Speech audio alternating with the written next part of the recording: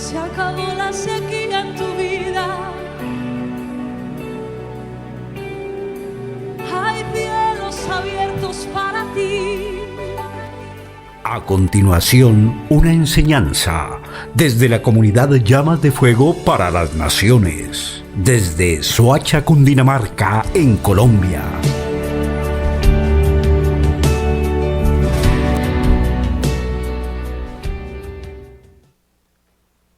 Shabbat Shalom para todos en esta tarde.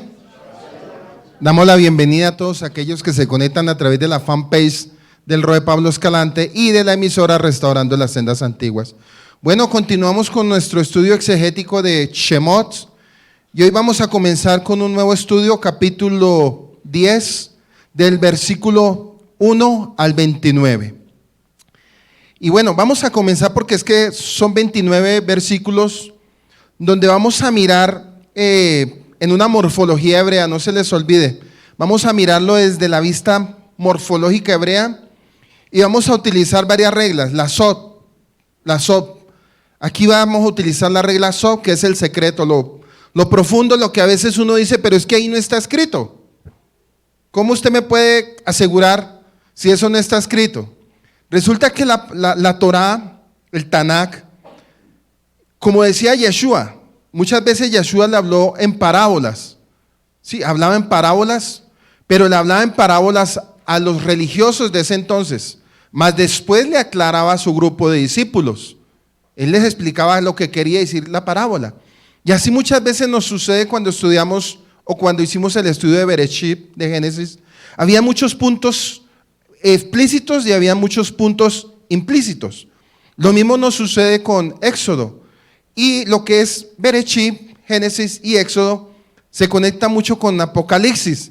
Quiere decir que este estudio que vamos a ver hoy no es un estudio histórico, porque es que muchos dicen, ¿para qué voy a estudiar Éxodo? Si eso fue la historia de un pueblo de Israel que salió en el año 2448, lo sacó Moisés, etcétera, etcétera. Un momento, Eclesiastés 1:9 dice, lo que fue, sea, no hay nada nuevo debajo del cielo, del sol. Quiere decir que esto que estamos estudiando o que vamos a entrar a estudiar hoy, este suceso para mí se está viendo una parte. Estamos viendo una parte porque falta la segunda parte del proceso. Acuérdense algo muy importante. Yeshua vino, dio unas palabras, dio unas recomendaciones, pero también dio unas advertencias. Y a veces cuando él hablaba se nos olvidaba, porque es que nos quedamos en el Nuevo Testamento y cuando uno se queda en el Nuevo Testamento se les olvida a uno las profecías que ya venían escritas desde Éxodo. Mucho de lo que habló Yeshua tiene que ver con los 40 capítulos de Éxodo. Para que usted de pronto, si pensaba que, qué pereza este estudio, no, ¿por qué no estudiamos otra cosa? Yo le digo algo, toda la revelación del Padre está en los primeros 5 libros. Porque todo el fundamento de la Torá y los profetas están en los primeros 5 libros de la Torá de Moisés. Ahora sí seguimos. Según el entendimiento hebreo, todo lo que sucedió y que está por suceder siempre tiene que ser explicado desde el principio, de acuerdo a Isaías 46:10. Dice así, Yahweh lo hace, declarando el fin, mire, Yahweh lo hace, declarando el fin desde el principio de la antigüedad, lo que ha sido hecho. Desde el principio de la antigüedad, lo que ha sido hecho, pero también lo que irá a pasar. El Éxodo no es solamente un evento histórico, sino es una figura profética del retorno del Mashiach, incluyendo la redención que él ofrece a su pueblo y el diseño de cómo caminar en sus caminos. Juan 5, 46, 47 dice así, porque si creyeses a Moisés, me creerías a mí, porque de mí escribió él. Miren lo que está diciendo Yeshua. De mí escribió él. Pero si no creéis a sus escritos, ¿cómo creeréis a mis palabras? Todo aquel que respeta la Torá, la instrucción, la ley divina dada por el Eterno a través de Moshe, permanece en luz y no participa en las tinieblas. Ojo con este punto. Y no participa en las tinieblas. Entonces, para que usted me subraye ese versículo, subrayelo todo. Subrayeme el 46 y el 47 de Juan 5. Aquí está hablando algo que dice que no participa en las tinieblas. Dice que ellos estarán esperando su retorno y no temerán su venida. El pueblo de Yahweh será animado al final de los tiempos, ya que ellos han estudiado el principio y como consecuencia comprenden el fin. Nuestro futuro se basa en el principio del libro de Apocalipsis, que es un reflejo del libro de Éxodo. La historia de Éxodo para nosotros, una lección importante que tenemos que estudiar el día de hoy, ya que este contiene las revelaciones del mañana, el diseño de cómo prepararnos para el retorno del Mashiach, que está plasmado en estas palabras dadas a Moisés. Egipto es un tipo del sistema del mundo y de todo aquello que mantiene al pueblo de Yahweh en esclavitud. Seamos pues un pueblo que deja y sale de Egipto el día de hoy para adorar al Rey de Reyes y al Adón de Adones. Eclesiastés 1:9 dice, lo que fue, eso será, y lo que se hizo, eso se hará. No hay nada nuevo debajo del sol. Lo que fue, eso será, y lo que se hizo, eso se hará. Y no hay nada nuevo debajo del sol.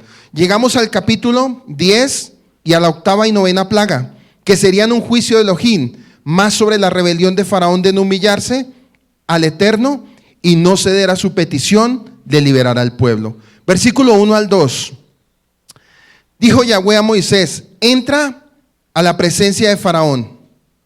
Aquí hay una palabra hebrea que sería allégate a Faraón, allégate a Faraón, allégate a su palacio. Esta vez, ya que las veces anteriores lo encontraba cerca del río Nilo. Casi la mayoría de citas que tuvo Moisés fue ¿dónde? En el río Nilo. Pero esta vez le dijo, allégate ¿a dónde? Al Faraón. Allégate a su palacio. Esta vez, ya que las veces anteriores lo encontraba cerca del río Nilo, en la Mijá Bejulá. Río Nilo en hebreo es Mijá Bejulá. Este exegeta nos insinúa que Faraón ya no quiere enfrentar más a Moisés y lo evita. Miren al punto que llegó ya Faraón. Faraón quería ya evitar a Moisés porque siempre que se encontraba a Moisés, ¿qué pasaba? ¿Había una plaga o había una advertencia? ¿Y a quién le va a gustar? A ninguno. Dice que la palabra hebrea que ha sido traducida como preséntate o entra es bo. En el hebreo es bo, que significa ven.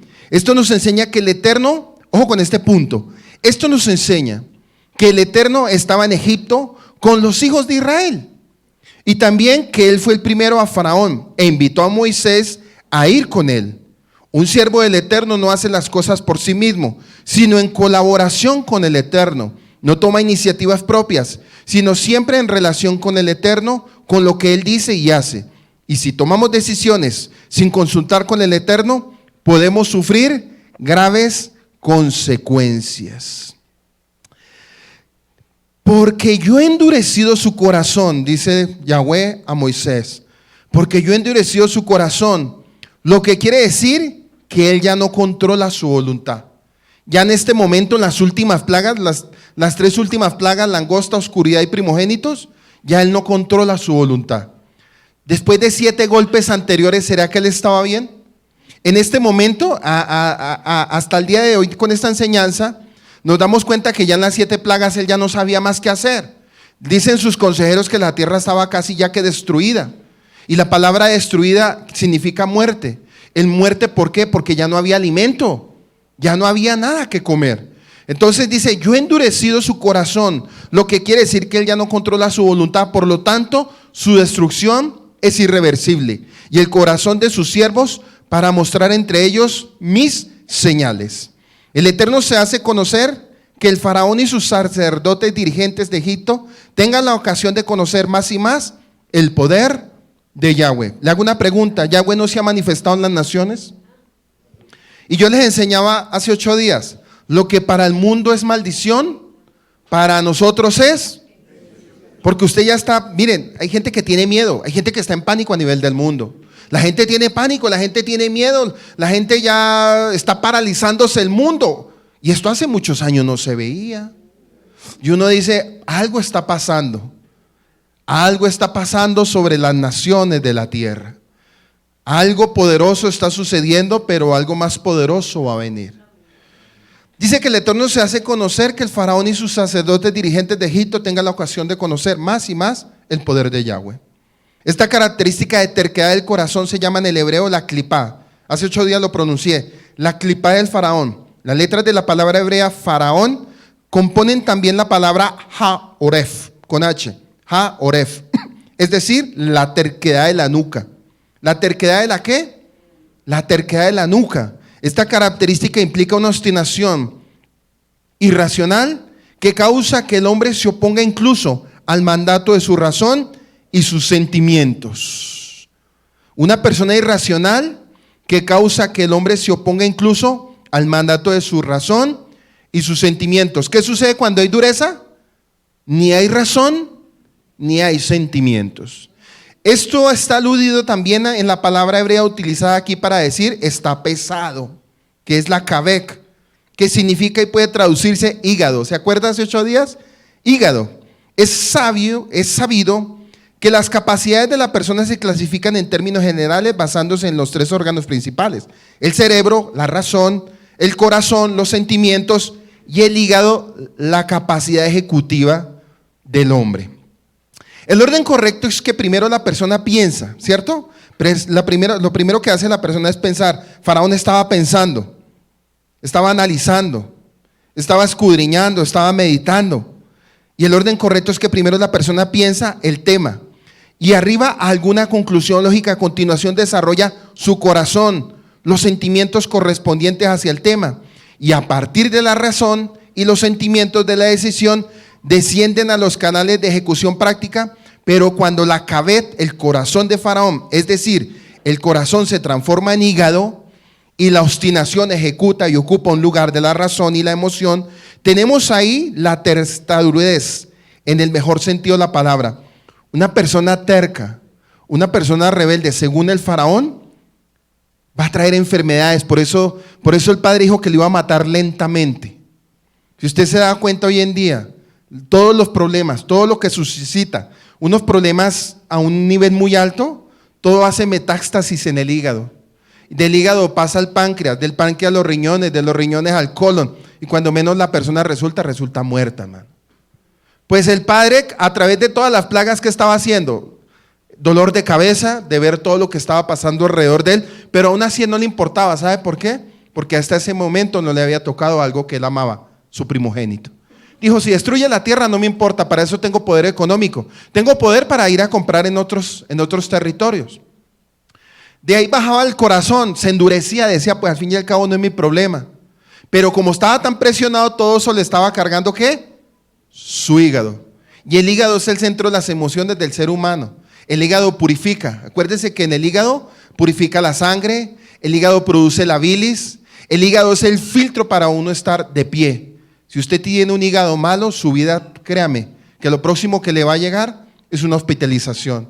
Por eso usted tiene que tener muy claro algo: cuide sus sentimientos, cuide sus pensamientos, pero sobre todo, cuide su relación con el Padre.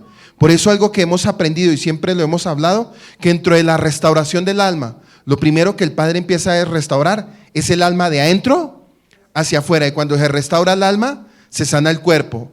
Alma enferma, cuerpo enfermo. Alma sana, cuerpo sano. Aquí vemos que Faraón, póngase a pensar con todo eso, su condición física, cómo estaría él hasta este momento de esta plaga, antes de lo que vamos a empezar a entrar. El hombre no estaba tan bien. Es más, sus consejeros ya tampoco sabían qué decirle. El pueblo, o Egipto en este momento a nivel del mundo, ¿cómo estaba? Bajo presión. ¿Cómo está en este momento el planeta Tierra? Bajo presión, y cada uno buscando sus consejeros. Y usted va a mirar que los gobiernos hablan, pero nadie nombra a Yahweh.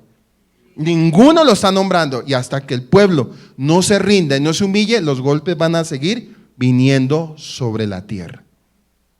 ¿Tiene mucho que ver esta enseñanza? Bueno, para que usted no se me vaya a perder, ni el que me está escuchando a través de este video. Seguimos. Dice que la actitud del faraón es incomprensible. ¿Acaso no aprecia que su nación está siendo totalmente destruida?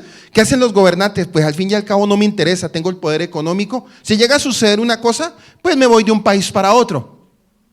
Pero aquí vamos a ver que es la nación mundial, el poder mundial para ese tiempo Egipto. Y no quiere decir, ojo con este punto, para ese tiempo era Egipto, para nuestro tiempo es el planeta Tierra. Los 7,000 millones de habitantes en este momento estamos bajo un proceso de Dios. Los 7,000 millones de habitantes que hay en el planeta Tierra estamos viviendo un proceso de Yahweh. Por eso dice que la actitud del faraón es incomprensible. ¿Acaso que no aprecia a su nación? Está siendo totalmente destruida por el defecto de las plagas.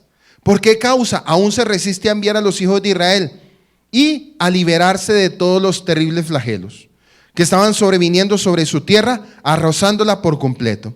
¿Por qué no escuchaba lo que sus siervos le decían? ¿Acaso no temían que sus propios hombres se levantaran contra él por ser tan obstinado? ¿Usted no se ha dado cuenta los gobiernos hoy en día que lo que diga el presidente, toda su corte alrededor lo apoya? No más miremos Venezuela. Venezuela está sumido en la crisis y aún viéndose loco no quieren entender. Están obstinados, se están hundiendo. Entonces, si miramos eso no es solamente con Venezuela, es con todos los gobernantes a nivel del mundo. ¿Por qué? Porque cada uno piensa en su yo personal. A un mandatario o a un gobernante no le importa que mueran en su país 500, 1000 o 2000 personas. Al fin y al cabo no es el problema de ellos, porque como no le toca a la familia, como a Faraón, pues no les interesa para nada. Por eso el Padre va a hacer una revolución a futuro en todas las naciones. Y miren, estas son goticas. Esto que está pasando, le están haciendo mucho show y mucha película para lo que se viene a futuro para el planeta.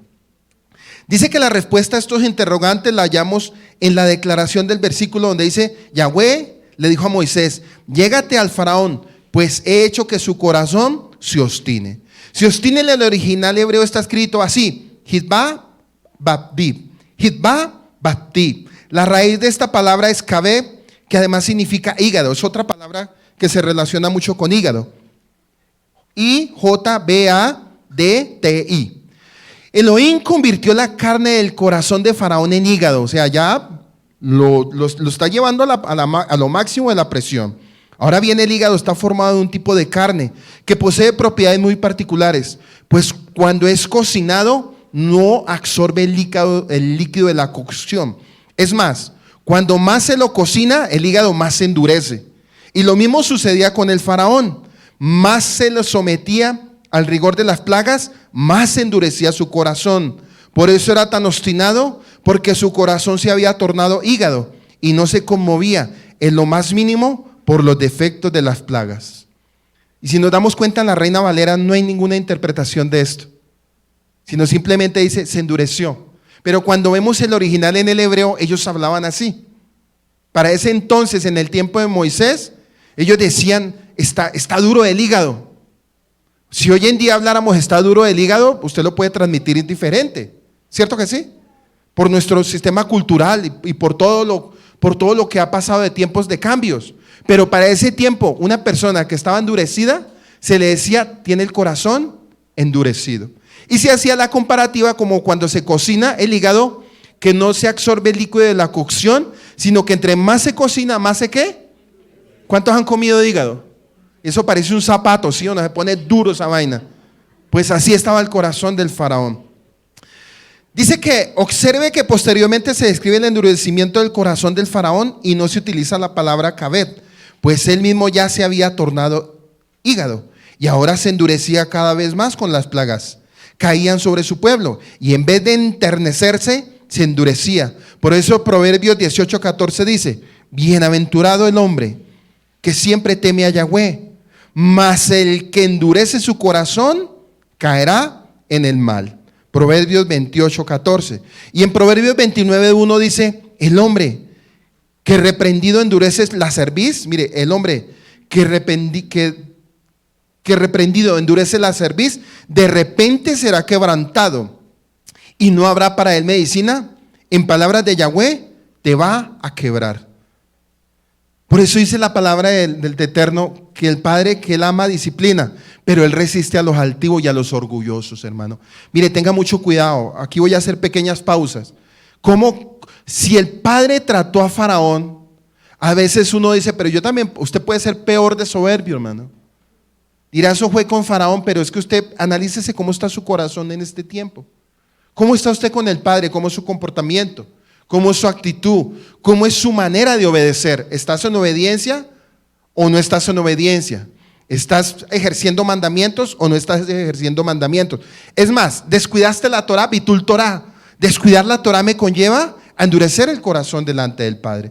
Versículo 2 dice: y para que cuentes a tus hijos y a tus nietos las cosas que yo hice en Egipto. Aquí hay una palabra hebrea lo que yo me he mofado. Ojo con esto que viene aquí, porque esto tiene mucho que ver con el Salmo 2:4. Dice, y para que cuentes a tus hijos y a tus nietos las cosas que yo hice en Egipto. Pregunta, ¿lo estamos hablando ahorita? Sí, lo estamos transmitiendo igual. 4000 años después y seguimos transmitiendo este mensaje y se lo estoy contando a ustedes. Para que ustedes después se lo cuenten a su generación posterior. Para que tú cuentes a tus hijos y tus nietos las cosas que yo hice en Egipto. Y aquí hay una palabra hebrea, lo que yo me he mofado, dice Yahweh. Lo que yo me he mofado en Misraín. La tarea de transmitir las sendas antiguas y mis señales que hice entre ellos, para que sepan que yo soy Yuhei Baihei. Aquí la Torá está usando un lenguaje inteligible para el ser humano. Y vamos a ver el Salmo 2:4 dice, el que reside en los cielos se ríe. ¿Cómo así que el que reside en los cielos se ríe? Se burla de ellos. Esto no presupone de ninguna manera atribuir a Elohim actitudes humanas. Esto sería como un antropomorfismo. Ojo que la palabra antropomorfismo es hacer una similitud de lo que es Yahweh con el hombre. Y para ver un antropomorfismo muy claro, Yeshua. Dice que Yeshua tuvo sed, Yeshua se airó, Yeshua hizo muchas cosas. Entonces aquí en este antropomorfismo está dándole a entender en nuestro idioma como que el Padre se mofa de lo que estaban haciendo los egipcios, ¿sí? Como que los estaban mirando desde el cielo, oiga, pero esos pobres desventurados dioses, esos desventurados dioses no han hecho nada hasta la 7ª plaga. Y vamos a mandarle la 8ª plaga para ver qué va a hacer el faraón. Entonces dice así, el que reside en los cielos se ríe, Adonai se burla de ellos. Esto presupone que de ninguna manera atribuir a Elohim actitudes humanas, sino que más bien que el fin perseguido es manifestar al ser humano en su lenguaje conceptos que escaparían a su inteligencia y cuya significación se reduciría al ser expresados en lenguaje metafísico. En otras palabras, el Tanakh ridiculiza describiendo a sus ídolos como objetos carentes de sentido. Que los hijos del Eterno tengan confianza, saber quién es su protector. Porque en el segundo éxodo veremos tantas señales y juicios que está haciendo Yahweh. Esta historia no debe olvidarse. Ahora se revela un nuevo propósito de las plagas. Tenían el propósito no solo de impresionar a Faraón y a sus siervos con la grandeza de Yahweh y conseguir su cooperación, sino también de convencer a los hijos de Israel para todas las generaciones futuras de que Yahweh es el único verdadero. Por eso los Salmos 78, para que usted lo estudie en su casa, Salmo 105 y Salmo 106, ilustran cómo el relato de la liberación fue transmitido de generación en generación. Era el plan de Elohim que su misericordia y sus obras maravillosas fueran conservadas en recuerdo perpetuo, siendo que la inclinación del hombre a olvidar los beneficios de Yahweh es una de las tristes facetas de su carácter pecaminoso.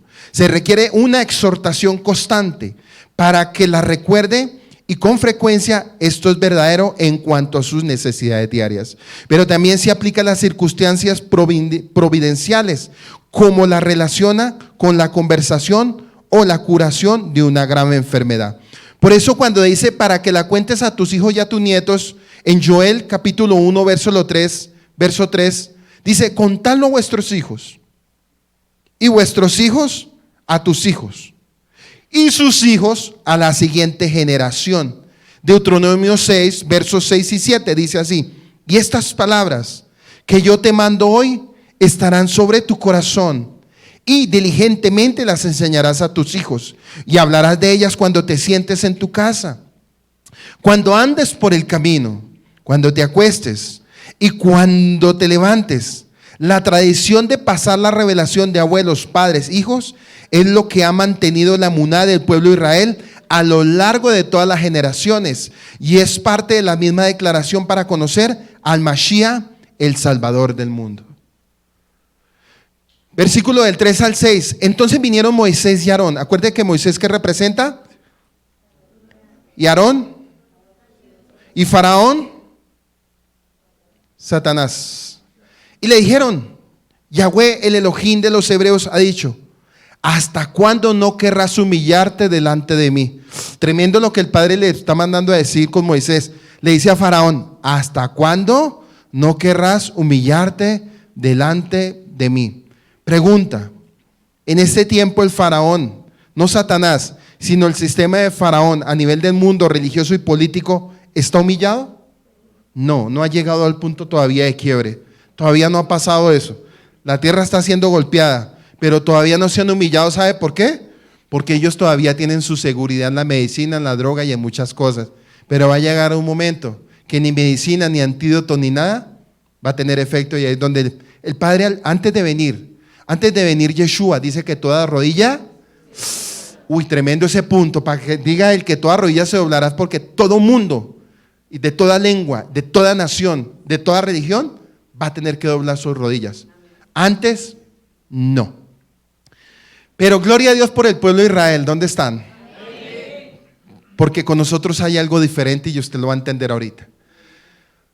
Dice, ¿hasta cuándo no querrás humillarte delante de mí? Deja ir a mi pueblo para que me sirva. Y aquí hay un comentario. Aquí está la raíz de todo el quebranto del faraón, el orgullo, la soberbia. Y todo apunta para que no te quebrantes. Y esa es a veces toda la historia de por qué alguien no acepta la palabra de Yahweh. ¿Usted no se ha dado cuenta que hay gente que ni aún quebrantándola a Dios no aceptan? Aún ni en su enfermedad, es más, ni aún en el lecho de muerte. Hay gente que y ya quebrantada a lo máximo, y no lo van a hacer. Por eso dice que al final de los tiempos, el justo santifíquese un poco más todavía, y el que es malo, pues se volverá más malo. Versículo 4, y si aún rehusas dejarlo ir, he aquí que mañana yo traeré sobre todo tu territorio las langostas. Yo les dije que subrayaran langostas. También las vamos a ver en el segundo Éxodo, Apocalipsis 9, 1, 4. Dice, el quinto ángel tocó la trompeta y vi una estrella que cayó del cielo a la tierra y se le dio la llave del pozo del abismo. Aquí estas langostas, yo la puedo desarrollar en dos puntos. Las langostas pueden ser guerra o las langostas pueden ser demonios. Dice que se abrió el pozo del abismo y fueron sueltos todos los demonios, pero también significa que puede haber ¿qué? Guerra. Y abrió el pozo del abismo y subió humo del pozo como humo de gran horno. Y se oscureció el sol y el aire por el humo del pozo. Verso 3 de Apocalipsis 9, 1, 4. Y del humo salieron langostas sobre la tierra y se les dio poder como tiene poder los escorpiones de la tierra. Esto obviamente no son langostas naturales. Estos se evaden a las plantas. Porque estos no atacan planta ni nada. Se supone que las langostas que atacan plantas y todo, pero ellas no tocan ni árboles ni plantas, sino van a tocar a quienes. Dice, estos se van a las plantas y atacan a los hombres de la manera que lo hacen los escorpiones. Estos son una representación visual de las hordas de demonios liberados sobre la tierra. Versículo 4, y se les mandó que no dañasen a la hierba de la tierra, ni cosa verde alguna, ni un árbol, sino solamente a los hombres que no tuviesen el sello de Yahweh en sus frentes.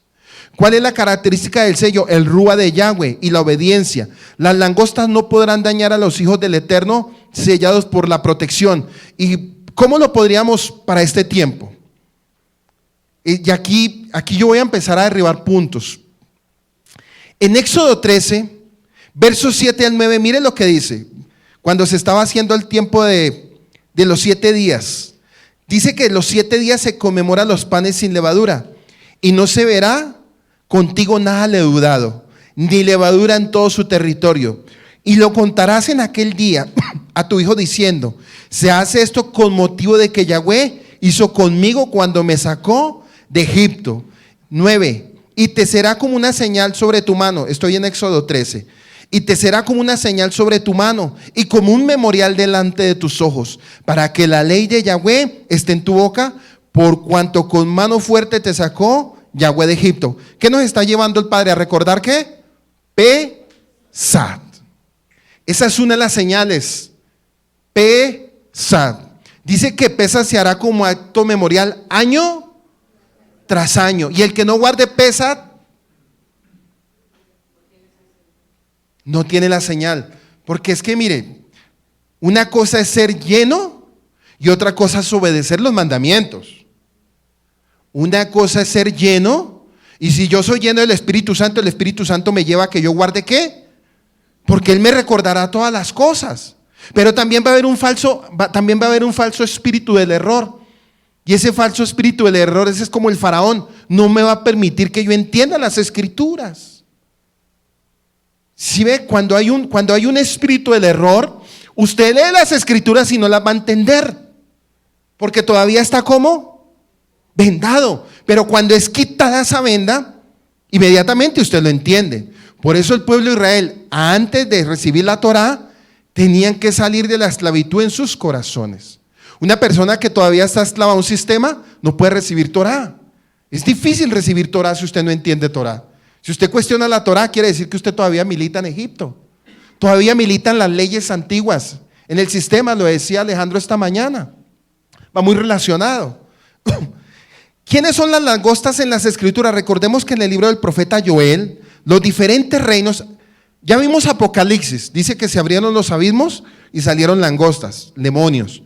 Pero también se está hablando de guerra. Acuérdense que la langosta también representa armas, armamentos y todo lo que hoy en día vemos en tecnología.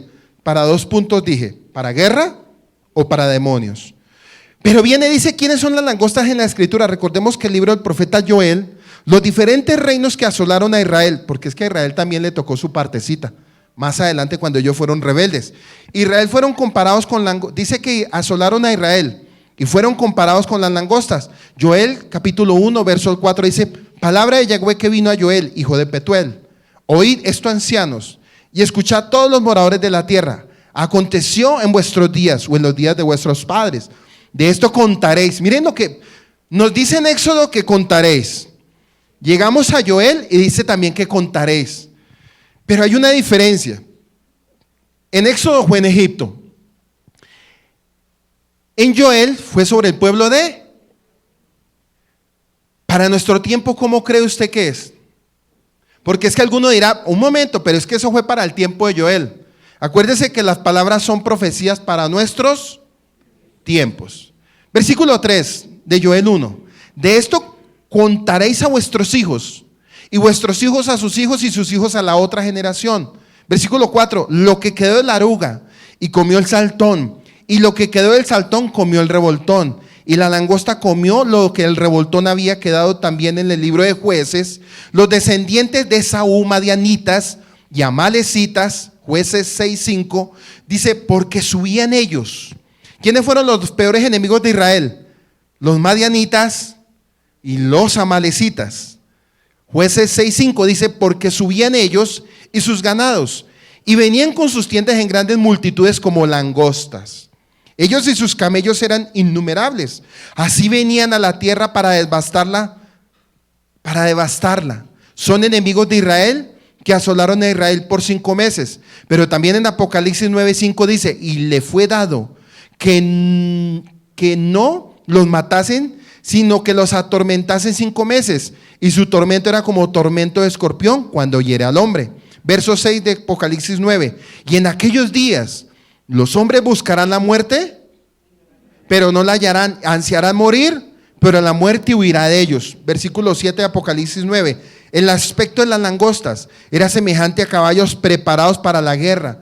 En las cabezas tenían como coronas de oro, sus caras eran como caras humanas. ¿Sí ve los cambios? En Éxodo vemos que son langostas que el Padre mismo envió. En Joel son langostas que se comían la tierra, y cuando el pueblo desobedecía a Torá, inmediatamente llegaban los madianitas y los amalecitas y le robaban todas sus cosechas. Pero en el final de los tiempos nos está hablando de algo que va más allá del entendimiento humano. Vuelvo y lo leo, versículo 7. El aspecto de las langostas era semejante a caballos preparados para la guerra. Cuando hablamos de caballos preparados para la guerra, ¿qué pensaría usted? En las cabezas tenían como coronas de oro, y sus caras eran como caras humanas.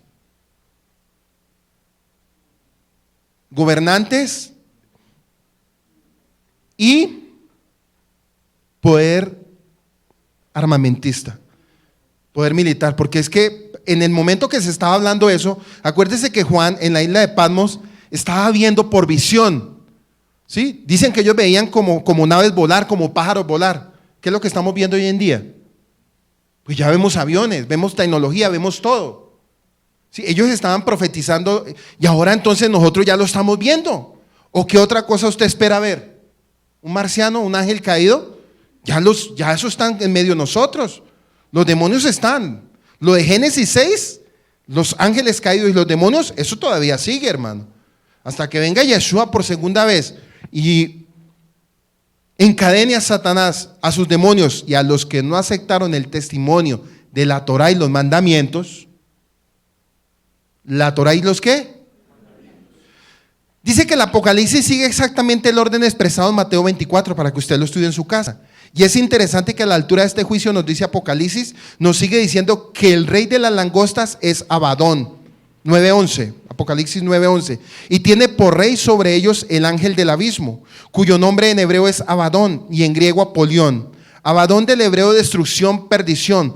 Pero ¿cómo sucedió en Egipto entonces? Devolvámonos otra vez para Éxodo.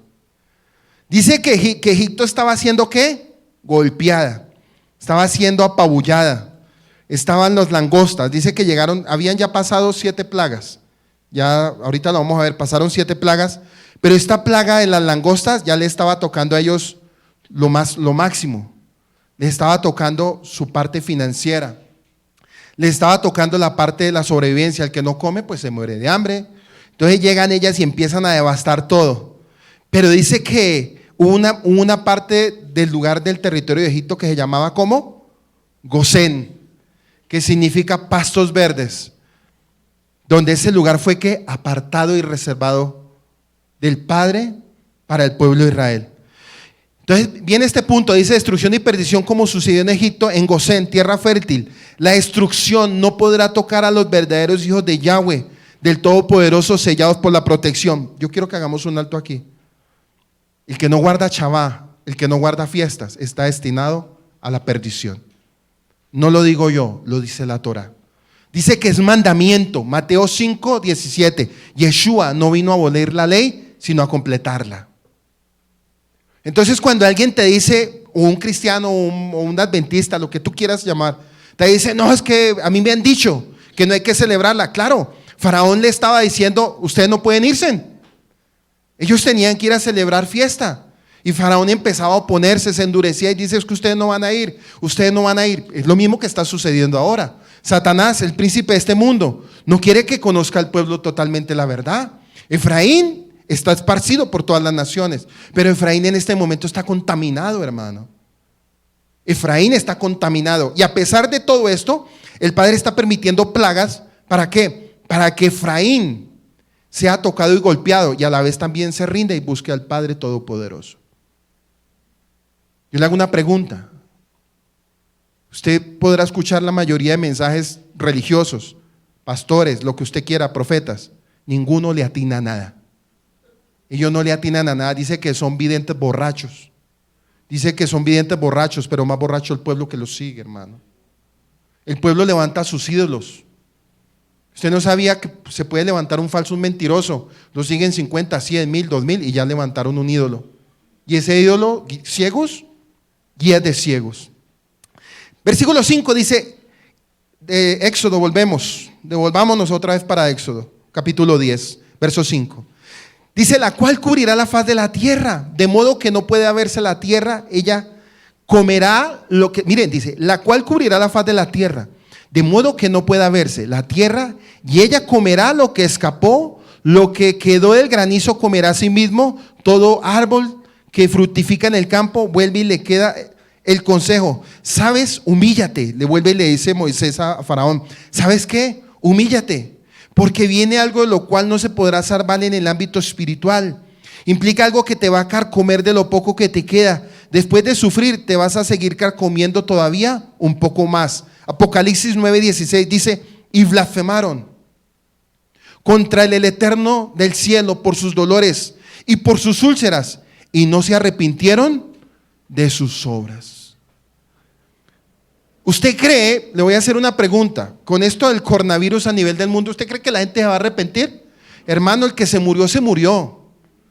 Al fin y al cabo la gente no se va a arrepentir. Pero ¿sabe qué es lo más tremendo? Que aquí dice, y blasfemaron contra el Eterno. La gente que dice cuando pasa esto, ¿por qué Dios permite esto? Si Dios es tan bueno, un momento, Yahweh es bueno y es misericordioso. El malo es el que habita este planeta, hermano. Nosotros somos los malos, el bueno es Yahweh. Versículo 6 de Éxodo 10 dice: y llenarás tu casa y la casa de todos tus siervos y la casa de todos los egipcios, cual nunca vieron tus padres ni tus abuelos desde que ellos fueron sobre la tierra hasta hoy. Está hablando de la nación de Egipto. Hoy los observadores que han experimentado una plaga tal afirman que es difícil impedir que las langostas aún entren en la boca de una persona cuando come. Y se volvió y salió delante el faraón. Dice que eran tanta la cantidad de langostas que la gente no podía hablar porque dice que el territorio de Egipto, yo ya les dije, se cundió tanto de langostas que quedó todo Egipto oscuro.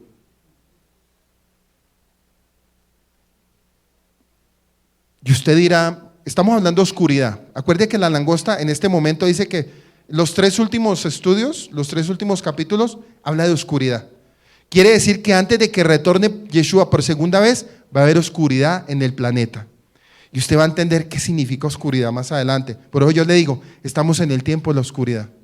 Para que usted lo vaya entendiendo, este es el tiempo. ¿Sabes por qué yo creo que es el tiempo? Porque Yeshua, cuando vino por primera vez, dijo unas palabras que quedaron marcadas. ¿Será que cuando yo vuelva por segunda vez a la tierra, hallaré Torah, hallaré fe? Si Él lo dijo, se tiene que cumplir. Y de ahí para adelante los que fueron los discípulos, aún Chele a Saúl, el apóstol Pablo, aún Juan en la isla de Patmos, confirmaron lo que él había dicho. Ahora nosotros que para este tiempo, nosotros los que andamos en la brújula de la Torah, por eso yo digo que Éxodo para mí es el libro profético, hermano, que se conecta con Apocalipsis. Y no es casualidad que siempre antes de Pesa pasan cosas tremendas. Pero también dice que antes de Pesa, los que nos estamos preparando para Pesa, Dios los va a guardar. Le hablo a la gente de fe, no le hablo a incrédulos. El que tiene fe y guarda fiestas y guarda Torah y guarda todo, dice que hay un sello del Padre porque es un compromiso de su palabra. Porque dice que Yahweh jura por sí mismo porque no hay otro mayor que Él guardará a su pueblo hasta la segunda venida. Por eso lo que estamos viendo, la gente está corriendo para acá y para allá. No sé si usted está corriendo también para allá y para acá. Y eso es problema suyo si cree o no cree. Pero lo que yo sí le digo es que el que guarda Torah, el Padre lo guarda, hermano. Yo hablo lo que dice la Escritura. Yo no puedo ni quitarle ni añadirle. Si la palabra de Dios dice esto, se cumple en cada uno. Dice también que de Faraón, Éxodo 10, versos 7 al 9. Entonces los siervos de Faraón le dijeron: ¿hasta cuándo será este hombre? Miren lo que dice: ¿hasta cuándo será este hombre lazo para nosotros? Entiende que la palabra en hebreo es Z-E-H. Este puede referirse también a Moisés, odiado por los servidores de Faraón, quienes ni siquiera mencionan su nombre. Ellos no mencionaban a Moisés, sino ¿hasta cuándo? ¿Hasta cuándo este hombre? Pero viene otra palabra más tremenda: ¿hasta cuándo este pueblo nos va a tener? No solamente la cogieron con Moisés, sino también la palabra quiere decir, mencionan su nombre, no lo mencionan. Podría ser también que el territorio Z-E-H, este se refiere también al pueblo de Israel. ¿Hasta cuándo? Dicen ellos. ¿Hasta cuándo este pueblo va a ser lazo para nosotros? ¿O hasta cuándo este hombre? No dijeron ni Moisés. ¿Hasta cuándo este pueblo? ¿Hasta cuándo este hombre? Dice así: deja ir a estos hombres para que sirvan a Yahweh su Dios. Ahorita viene un punto, los consejeros de él. ¿Los consejeros de él qué eran? Sacerdotes. Bueno, pero vamos a ver que eso va más allá también. Deja ir a estos hombres para que sirvan a Yuhei Baihei su Dios. Pero acuérdate que ellos lo conocían, era como el Elohim. ¿Acaso no sabes todavía Egipto ya está destruido? Hasta este momento los cortesanos parecían no haber aventurado sus opiniones, al menos para oponerse a Faraón con la sección de los magos que habían señalado que los piojos de la tercera plaga eran dedo de Dios. ¿Se acuerdan en Éxodo 8:19? Dijeron ya, no, es que esto no lo podemos hacer nosotros, ya no podemos imitar los milagros. Definitivamente eso ya es dedo de Dios, nosotros no podemos imitar. O sea, quiere decir que Satanás es limitado. Satanás puede imitar, pero llega a un punto donde él queda ¿qué? Dice que la corte entera había permanecido pasiva mientras el rey hacía las sucesivas y fatales decisiones que afectaban a la nación. También se dice que ellos endurecieron sus corazones como el rey. Eso está en el capítulo 9:34, dice que ellos también se endurecieron, pero Dios también permitió que en ellos la terquedad. Pero ahora expresaron sus temores. Del capítulo 9, de estar enojados, en el capítulo 10 ya se asustaron, dijeron, no, ya es justo, ya como que, mire cómo está la tierra, faraón. Miren, esas langostas ya no nos dejaron nada, nos vamos a morir de hambre. A la nación más poderosa del mundo diciendo, ¿nos vamos a morir de qué? De hambre. ¿Qué hacemos? Habiendo ya perdido la mayor parte de su ganado, recuerde que en el capítulo anterior, ¿qué perdieron? El ganado, todo lo que había, sí. Pero también sobrevivió un ganado, que fueron los siervos que obedecieron, y dice que algunos sí obedecieron. Eso significa que muchos egipcios se van a convertir al Mashiach. Esa es la representación, que los que obedecieron van a aceptar al Mashiach como su Adón y Salvador. Por eso también la salvación también es para los egipcios. Bueno, dice también que habiendo ya perdido la mayor parte de su ganado y casi todas las cosechas de la estación, se alarmaron realmente temiendo que nuevas calamidades los arruinaran en forma permanente. Este es significativo que intervinieran antes de que realmente comenzara la plaga, pues esto revela que había llegado a crecer en la certeza de las predicciones de Moisés y en el poder de su Elohim. Algunos habían ya llegado al punto cuando fue anunciada la plaga del granizo, eso está en el 9:20 anterior, pero ese sentimiento se había hecho ahora más general, el orgullo y la obstinación no deja ver la destrucción, porque ya está endureciendo, ¿qué? En el capítulo 10 ya está endureciendo el oído de él. Primero, pensamiento. Segundo, corazón, el hígado. El hombre estaba listo para lo que fuera. Y uno mira, hay gobernantes, mire, ya murieron, ellos fueron como Saddam Hussein. Saddam Hussein fue un hombre muy malvado durante 40 años. Él fue presidente de Irak. Saddam Hussein, Muammar Gaddafi, fue presidente de Libia. Dice que ellos sometieron al pueblo a una esclavitud. Bueno, eso fue impresionante, al punto que esa presión y esa esclavitud, porque por causa de ellos muchos países cerraron la economía, lo que fue hacia Libia cuando él estuvo en vida, lo que fue hacia Irak cuando él estuvo en vida, y el pueblo se estaba muriendo de hambre. Había armamento, había petróleo, pero no había comida. Y aquí vemos, hay mucho dinero, hay mucha riqueza, hay mucho oro en Egipto, pero no había que en este momento se les estaba acabando su seguridad, la provisión. Y en el planeta Tierra tenemos que orar mucho porque habrá dinero. Versículo 8 dice, y Moisés y Aarón volvieron a ser llamados ante Faraón. Ellos salieron, la corte habló con él y dijo, bueno, Faraón, ya como que reflexione, hermano. Pues no así, reflexione, señor Faraón. Sí, reflexione, por favor, arregle con Moisés y Aarón, porque es que ya estamos hasta aquí. Moisés y Aarón volvieron a ser llamados ante Faraón, el cual les dijo, anda, ahora sí, bueno, anda, serví a Yahweh vuestro Dios. ¿Quiénes son los que te han de ir? O sea, miren lo que hace, están en la peor, están en la inmunda, y está preguntando quiénes van a ir. Eso quiere decir que las intenciones de él todavía no eran buenas, eran unas intenciones negras. Moisés respondió, verso 9, hemos de ir con nuestros niños, por ello yo les dije subrayen niños, y con nuestros viejos, con nuestros hijos, con nuestras hijas, con nuestras ovejas, con nuestras vacas. Hemos de ir porque es nuestra fiesta solemne a Yahweh. Paremos aquí. ¿Qué es lo que Satanás, ojo con este punto, para este tiempo, la gente que no conoce Torah, que no hace las fiestas, qué es lo que Satanás le dice? En lenguaje moderno, eso ya no se hace. Eso no, esa fiesta es para los judíos. Esos son judíos. Shavuot, judíos. Sukkot, judíos. Ese nombre Yahweh, como dicen en Éxodo 5:2, yo no conozco ese Dios. Yo conozco a Jehová y a Jesús, pero Yahweh, ese Dios, entre mis libros, no está. Y desafortunadamente en su Reina Valera, no está. Hermano, en su Reina Valera no está. Para tristeza le digo hoy. Dice, nuestras vacas hemos de ir, es nuestra fiesta solemne para Yahweh. Estos versículos nos enseñan que hay 3 cosas que son necesarias para que se pueda celebrar una fiesta para el Eterno.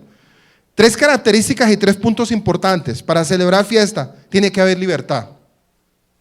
Primero, mi vida, el sacerdote. Segundo, tiene que haber libertad en mi familia. Tenía que haber libertad en mi familia. Y tercero, si había libertad en mi familia, yo podía ofrecer ¿qué? Sacrificio. Libertad, familia y sacrificio. Sin estos tres no es posible celebrar una verdadera fiesta al Eterno. Comprendiendo que le faltaba el apoyo de sus consejeros, Faraón le permitió que llamaran a Moisés y Aarón para hacerle más preguntas. La orden anda fue casi inmediatamente modificada por una pregunta que implica que no todo el pueblo estaba incluido en ella. Parece que el rey vanamente buscaba una concesión mínima que pudiera hacer para aplacar a Moisés y evitar más calamidades. Por lo tanto, procuró darle el pedido a Moisés la apariencia de ser razonable. Versículo 9, con nuestros niños, con nuestros viejos. No hubo una ambigüedad en la respuesta de Moisés. Toda la nación había de participar en la fiesta. ¿Toda qué? La nación debía participar en la fiesta. Sus rebaños, el ganado, habían de acompañarlo, no solo para proporcionarle sacrificio para celebración y alimento para gente, sino también para ser cuidados durante los días de ausencia. Versículo 10 al 15 dice, y él les dijo, así sea, que Elohim con vosotros, como yo os voy a dejar ir a vosotros y a vuestros niños, mirad, como el mal, mire, cuando él estaba hablando y Moisés le estaba expresando con quién iba a ir, este tipo era tan pervertido en su pensamiento que se quedó mirando a Moisés y miren la respuesta que le da. En pocas palabras dice, es que yo estoy mirando en tus ojos que usted no va a volver. Él le dijo así, ustedes no van a volver. Dice, mira cómo el mal está delante de vuestro rostro. Infiriendo por la afirmación de Moisés que los israelitas tenían la intención de no volver. ¿Sí ve? Faraón otra vez se enojó y dijo, tal como se traduce con mayor claridad, así esté Yahweh con vosotros, ¿cómo voy a dejar salir a vosotros con vuestros pequeños? Ved cómo a la vista están vuestras malas intenciones. O sea, lo que estaba haciendo Moisés, o lo que pretendía hacer Moisés, para Faraón lo estaba viendo como ¿qué? Como malas intenciones. Esta respuesta refleja el desprecio no solo por Moisés y Aarón, sino también por el Adón, que ya había probado mediante las poderosas manifestaciones de su poder que podía hacer con Faraón lo que deseaba. Después de esta expresión de mala voluntad, el rey dijo a los mensajeros de Yahweh que podía adivinar sus malas intenciones. Pretendió tener más preocupación por las mujeres hebreas y los niños que Moisés y Aarón, pero estaba determinado a retener mujeres y niños, como que no es usual que los infantes, como diciendo él, bueno, ¿para qué ustedes van a llevar pequeños? ¿Acaso los pequeños van a ofrecer sacrificio? No me llevan niños. ¿Qué quiere hacer Satanás en este tiempo con la generación bendita de todos los niños que están naciendo bajo Torah? Destruirlos, hermano. El plan número 1 de Satanás es destruir los niños y destruir las madres. Destruir las madres y destruir los ¿qué? Para que usted tenga muy en cuenta, porque es que un niño en las manos de Yahweh, un niño con Torah, un niño un niño lleno del Rúa de Yahweh, es un arma poderosa para el padre, ¿cierto? Pero un niño que desafortunadamente el mundo y el sistema lo coge y lo destruya, pues ¿qué garantía tiene? Ninguna. Dice que una garantía de que volverían los hombres, versículo 11, no será así, id ahora vosotros los varones. Dijo, no, ni mujeres ni niños, solo los varones. Se van a ir todos los varones. Y servía a Yahweh, pues esto es lo que vosotros pedisteis. Y lo echaron de la presencia de Faraón. Volvieron y lo echaron a Moisés. O sea, fastidioso este Faraón. Claro, cansón y fastidioso. Pero miren lo que dicen del 11. No será así. Y ahora vosotros los varones y servía a Yahweh, pues esto es lo que vosotros pedisteis. Y los echaron de la presencia de Faraón. Simboliza a Satanás.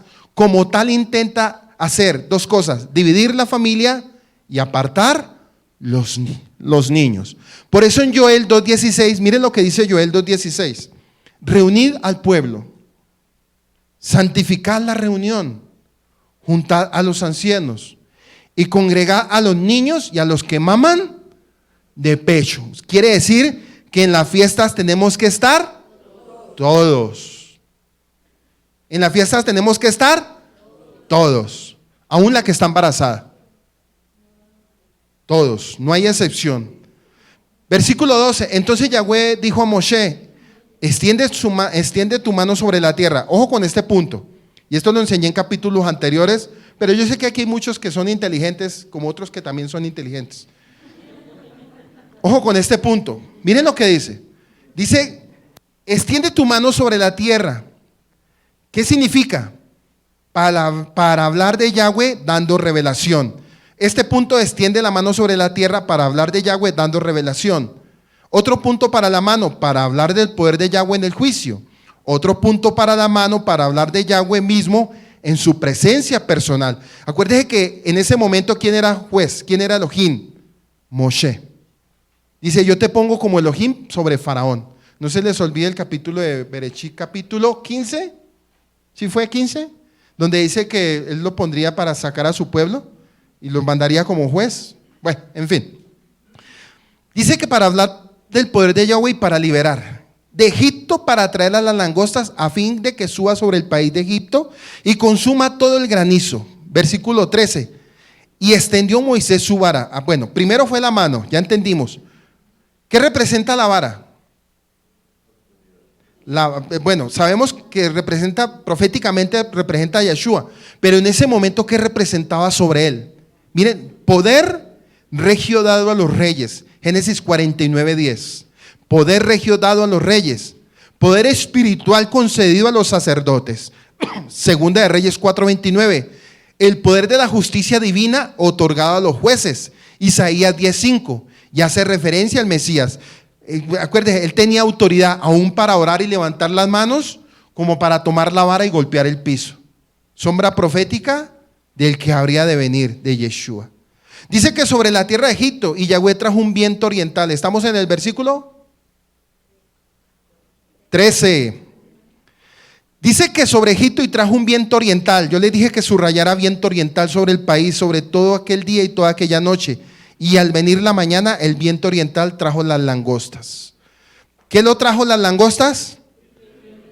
Versículo 14. Y subió las langostas sobre la tierra de Egipto y se asentó en todo el país de Egipto en tan gran cantidad como la que no hubo antes ni la habrá después. Ni la hubo antes ni la habrá. Aún hasta nuestros días yo no he visto una nación completa llena de langostas. Han habido, sí, llegan a ciertos países. En Asiria se ha escuchado, en Siria se ha escuchado que llegan langostas y acaban cosechas, pero que una nación completa se oscurezca por las langostas, no. Versículo 15, y cubrió la faz de todo el país y oscureció la tierra. Subraye, y oscureció la tierra.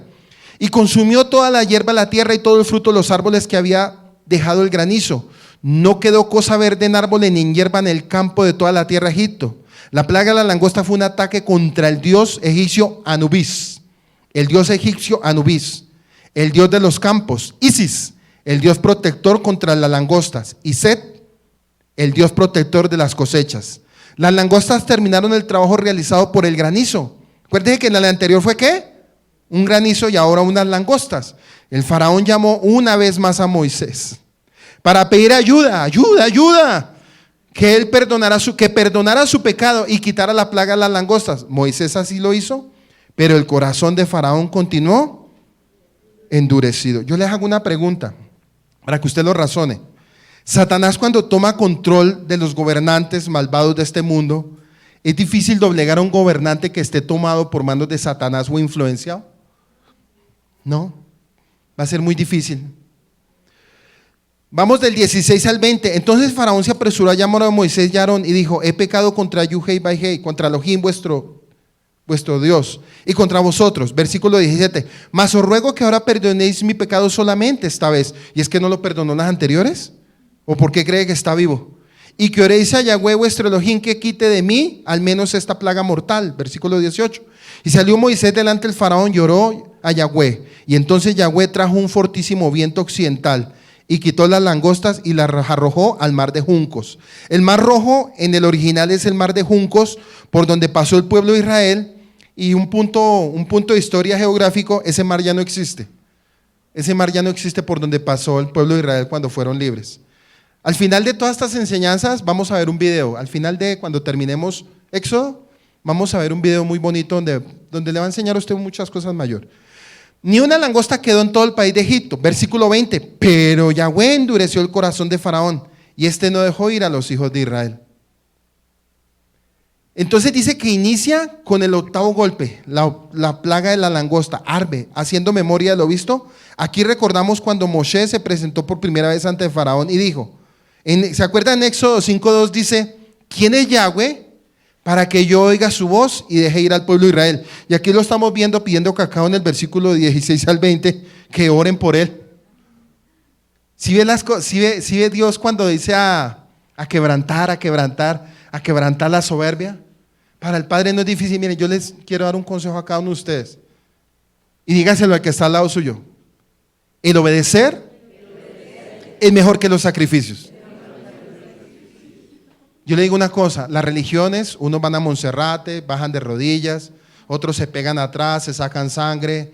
Muchas religiones hacen cosas que es que para tener un acercamiento a Dios, al Dios desconocido, porque ellos todavía no lo conocen. Y nosotros lo que tenemos que hacer, plan de obediencia, guardar mandamientos y Torah. No es más, guardar mandamientos y Torah. El resto vendrá por añadidura. Pero también dice que el hecho de que Faraón aún no se sometía al Eterno mostraba de que él no sabía quién era el Adonai aún. Esto fue que a pesar de que Yahweh, nuestro Elohim, hubiera puesto claro de quién era él. Y vamos a ver los dioses anteriores, contra quién Dios doblegó los dioses, como dándole a entender su seguridad a sus dioses, no le van a servir de nada. ¿Cuál era el primer dios? Más grande que el dios Kun, que era el guardián del Nilo, ¿se acuerdan? Más grande que el dios Hapi, el espíritu del Nilo. Más grande que el dios Osiris, quien tenía el Nilo como su torrente sanguíneo. Más grande que la diosa Hep, la diosa rana de la fertilidad. Más grande que la diosa Hathor, madre diosa con forma de vaca. Más grande que el dios Imhotep. ¿Quién era el dios Imhotep? De la salud, el dios de la medicina. Más grande que Nut, la diosa del cielo. Capaz de detener toda la adoración de los dioses egipcios con repugnantes piojos y enjambres e insectos. Miren lo que hace Yahweh. Capaz de detener toda la adoración de los egipcios con repugnantes piojos y enjambres e insectos. Y a pesar de todo esto, Faraón mostró que él todavía no conocía a Yahweh. Por lo tanto, el Eterno le mostraría aún más.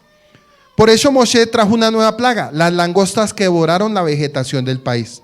Por decirlo de alguna manera, la plaga de las langostas se convierte en una bisagra entre el golpe anterior del granizo y el golpe inmediatamente siguiente.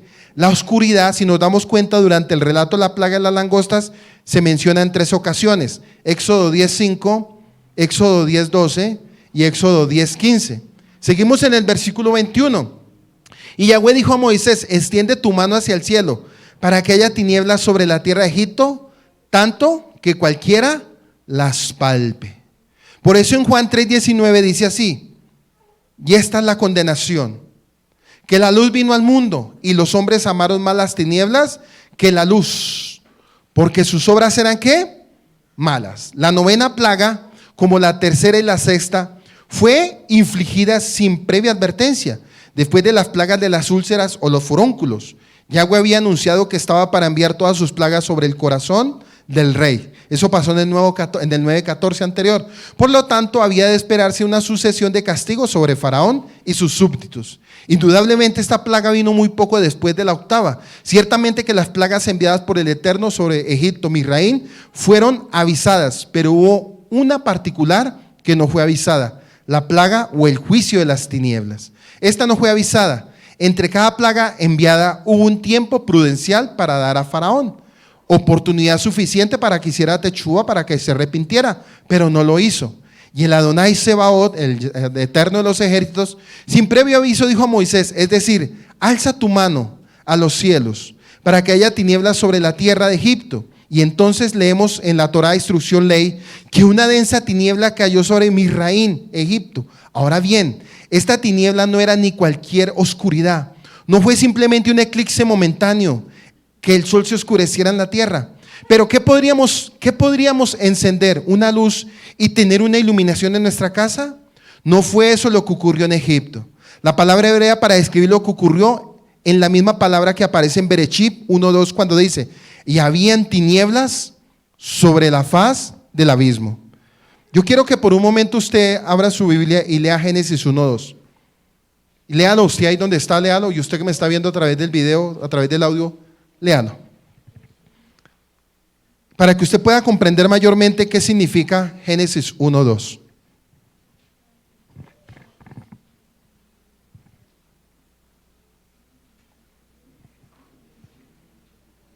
¿Alguien que lo lea?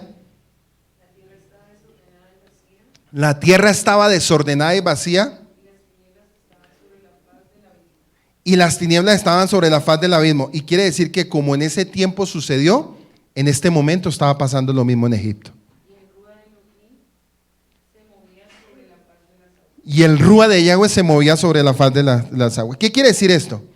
Dicen que era tan densa esa tiniebla que se trata de una sustancia oscura que daña todo.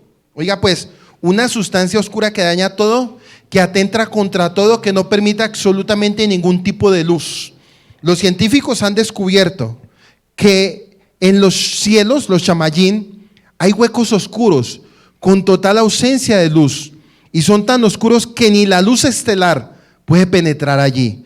Cuando nuestro Yahweh, el Adonai, Yahweh de los ejércitos, dijo a Moshe: extiende tu mano hacia el cielo, esa sustancia caótica que cubría la tierra al principio, según Bereshit 1:2, y que no permitía el desarrollo de la vida y fue retirada a lo más alto del universo, ahora desde allí el Adón de los ejércitos ordena a Moisés que trajera sobre Egipto. No fue simplemente oscuridad, sino que aquella sustancia negra que cubría la tierra en el principio, la que descendió sobre Egipto al punto de que la vida se hizo insoportable para los egipcios, de ser mantenida mucho tiempo, todo Egipto se habría transformado en un caos total. Por 3 días esas tinieblas cubrieron la tierra de Misraín. Estas mismas tinieblas volverán a caer sobre la tierra en los últimos días. Leamos Isaías 8:22, versión Escritura Unida.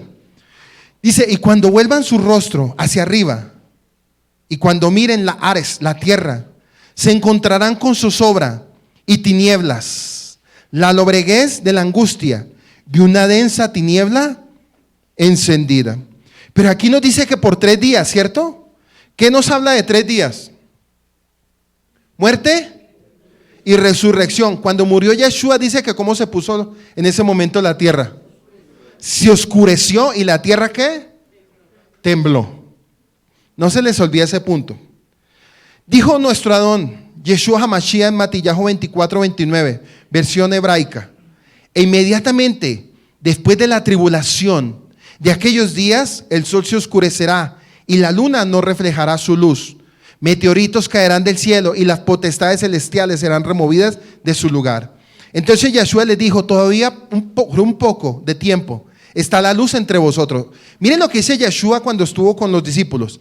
Entonces Yeshua les dijo: todavía un poco de tiempo está la luz entre vosotros. Andad mientras tenéis luz, para que no sorprenda la oscuridad, pues el que anda en la oscuridad no sabe dónde va. Según Juan 12:35, versión hebraica, dice ese texto.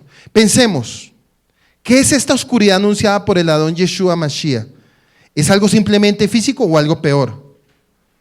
Creo que es algo físico como resultado de algo peor. Detrás miremos las escrituras en la epístola del apóstol Pablo en Efesios 6:12, versión hebraica. Dice: porque no tenemos lucha simplemente contra sangre y carne, sino contra principados, contra potestades, contra los gobernantes del mundo de las tinieblas, contra ejércitos espirituales de maldad en dimensiones celestiales. La escritura habla del reino de las tinieblas. ¿Y qué había en Egipto? Por carencia de luz. Dice que toda la tierra egipcia fue oscurecida al punto que los egipcios no se podían tocar entre ellos. Ciegos guías. Ojo con esto que viene, porque esto no se queda ahí.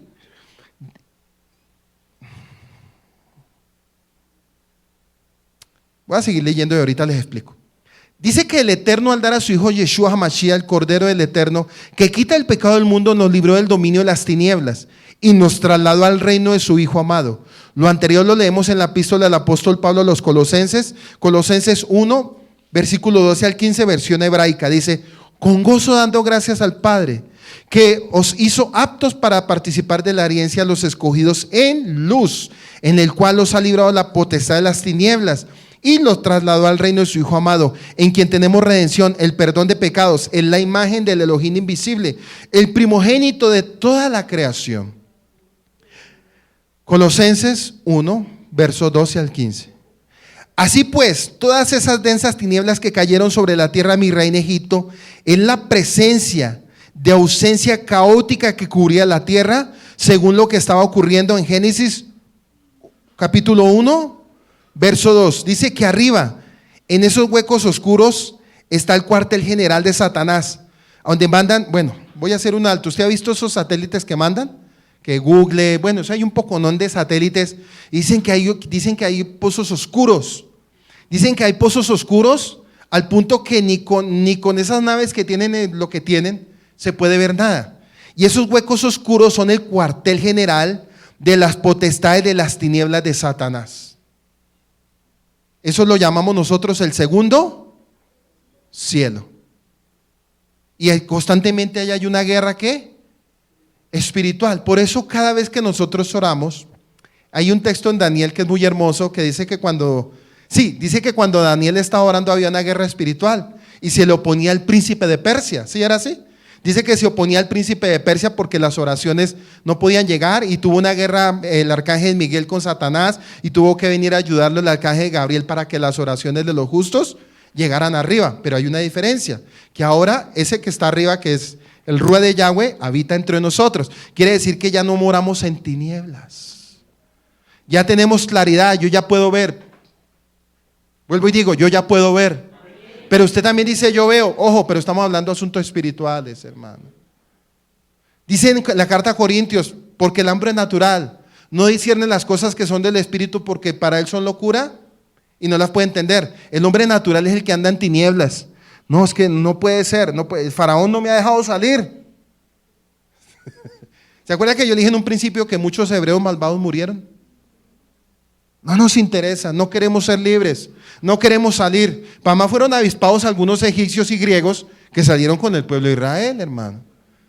¿Sí ve? Y hay gente que teniendo la Torá se rehúsan todavía a salir. Dice que la escritura habla del reino de las tinieblas, bueno, de las potestades de las tinieblas, etcétera, etcétera.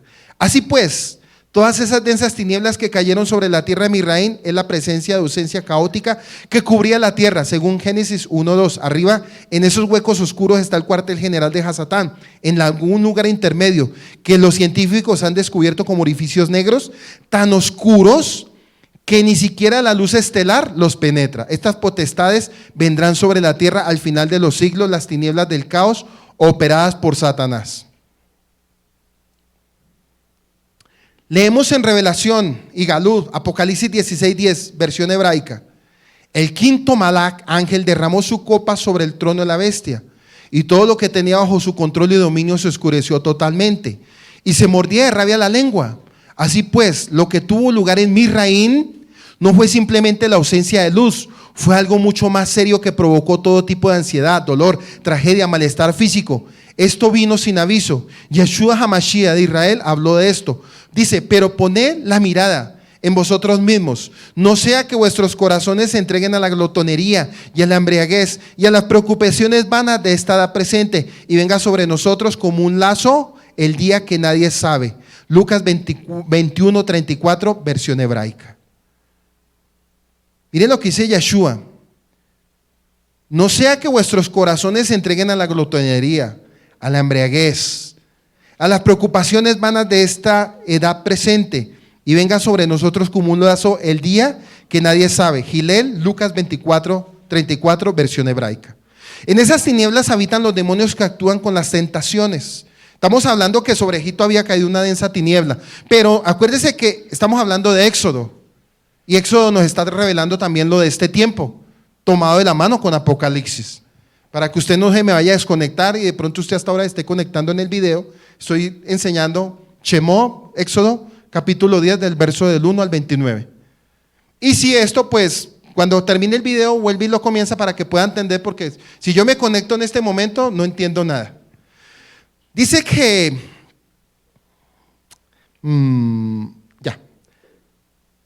en esas tinieblas habitan los demonios que actúan con las tentaciones sobre los hombres y mujeres y estimulan el yeser hará, la mala inclinación, que todavía persiste en nosotros y que será quitado hasta que estemos en la nueva habitación, morada que nuestro cuerpo lo glorificado sin dolor, la morada que Yeshua fue a preparar según el escrito en Juan 14:2, para todos los que creen en el único plan de salvación dado por el Abba, que a través de su hijo Yeshua el Mashiach. Esta es una de las interpretaciones de este versículo. Dice, entre las tentaciones que mueven las inmundicias que estimulan el alma está el adulterio, la fornicación y el lesbianismo. En Juan 14:2 dice, la morada que Yeshua fue a preparar según está escrito según la carta de Juan. Pero ahora estamos mirando otro punto entre las tentaciones de este mundo y para este tiempo, que mueven las inmundicias que estimulan el alma. Está el adulterio. Una persona que anda en adulterio, ¿cómo anda? En tinieblas. Una persona que anda en fornicación, ¿en qué anda? Una persona que anda en homosexualidad, lesbianismo, tinieblas. Los vicios, alcohol, paganismo, adorar imágenes, religiones falsas, consultar hechicerías, pornografía con sus desviaciones, sexo incorrecto. Toda esa gente está ¿qué? En tinieblas. Es una densa tiniebla que no les deja ver ¿qué? Nada. Caminan como ciegos. El adúltero camina como ciego porque no ve la luz. El homosexual camina como ciego, no ve la luz. El fornicario camina como etcétera. O sea, ¿cómo andábamos nosotros antes? En pocas palabras. Todos andamos en el mundo así. ¿Para dónde va usted? ¿Para dónde Vicente? ¿Dónde? ¿Para dónde camina la gente? Nadie tenía temor de Yahweh. Por eso cuando llegamos al Padre, a mí me da risa. Cuando uno llega donde el Padre, llega con una carta de problemas y cuentas pendientes con el mismo Padre. Pero dice que Él tomó toda la acta de decreto ¿y qué? Y la clavó en el madero. No clavó la Torá.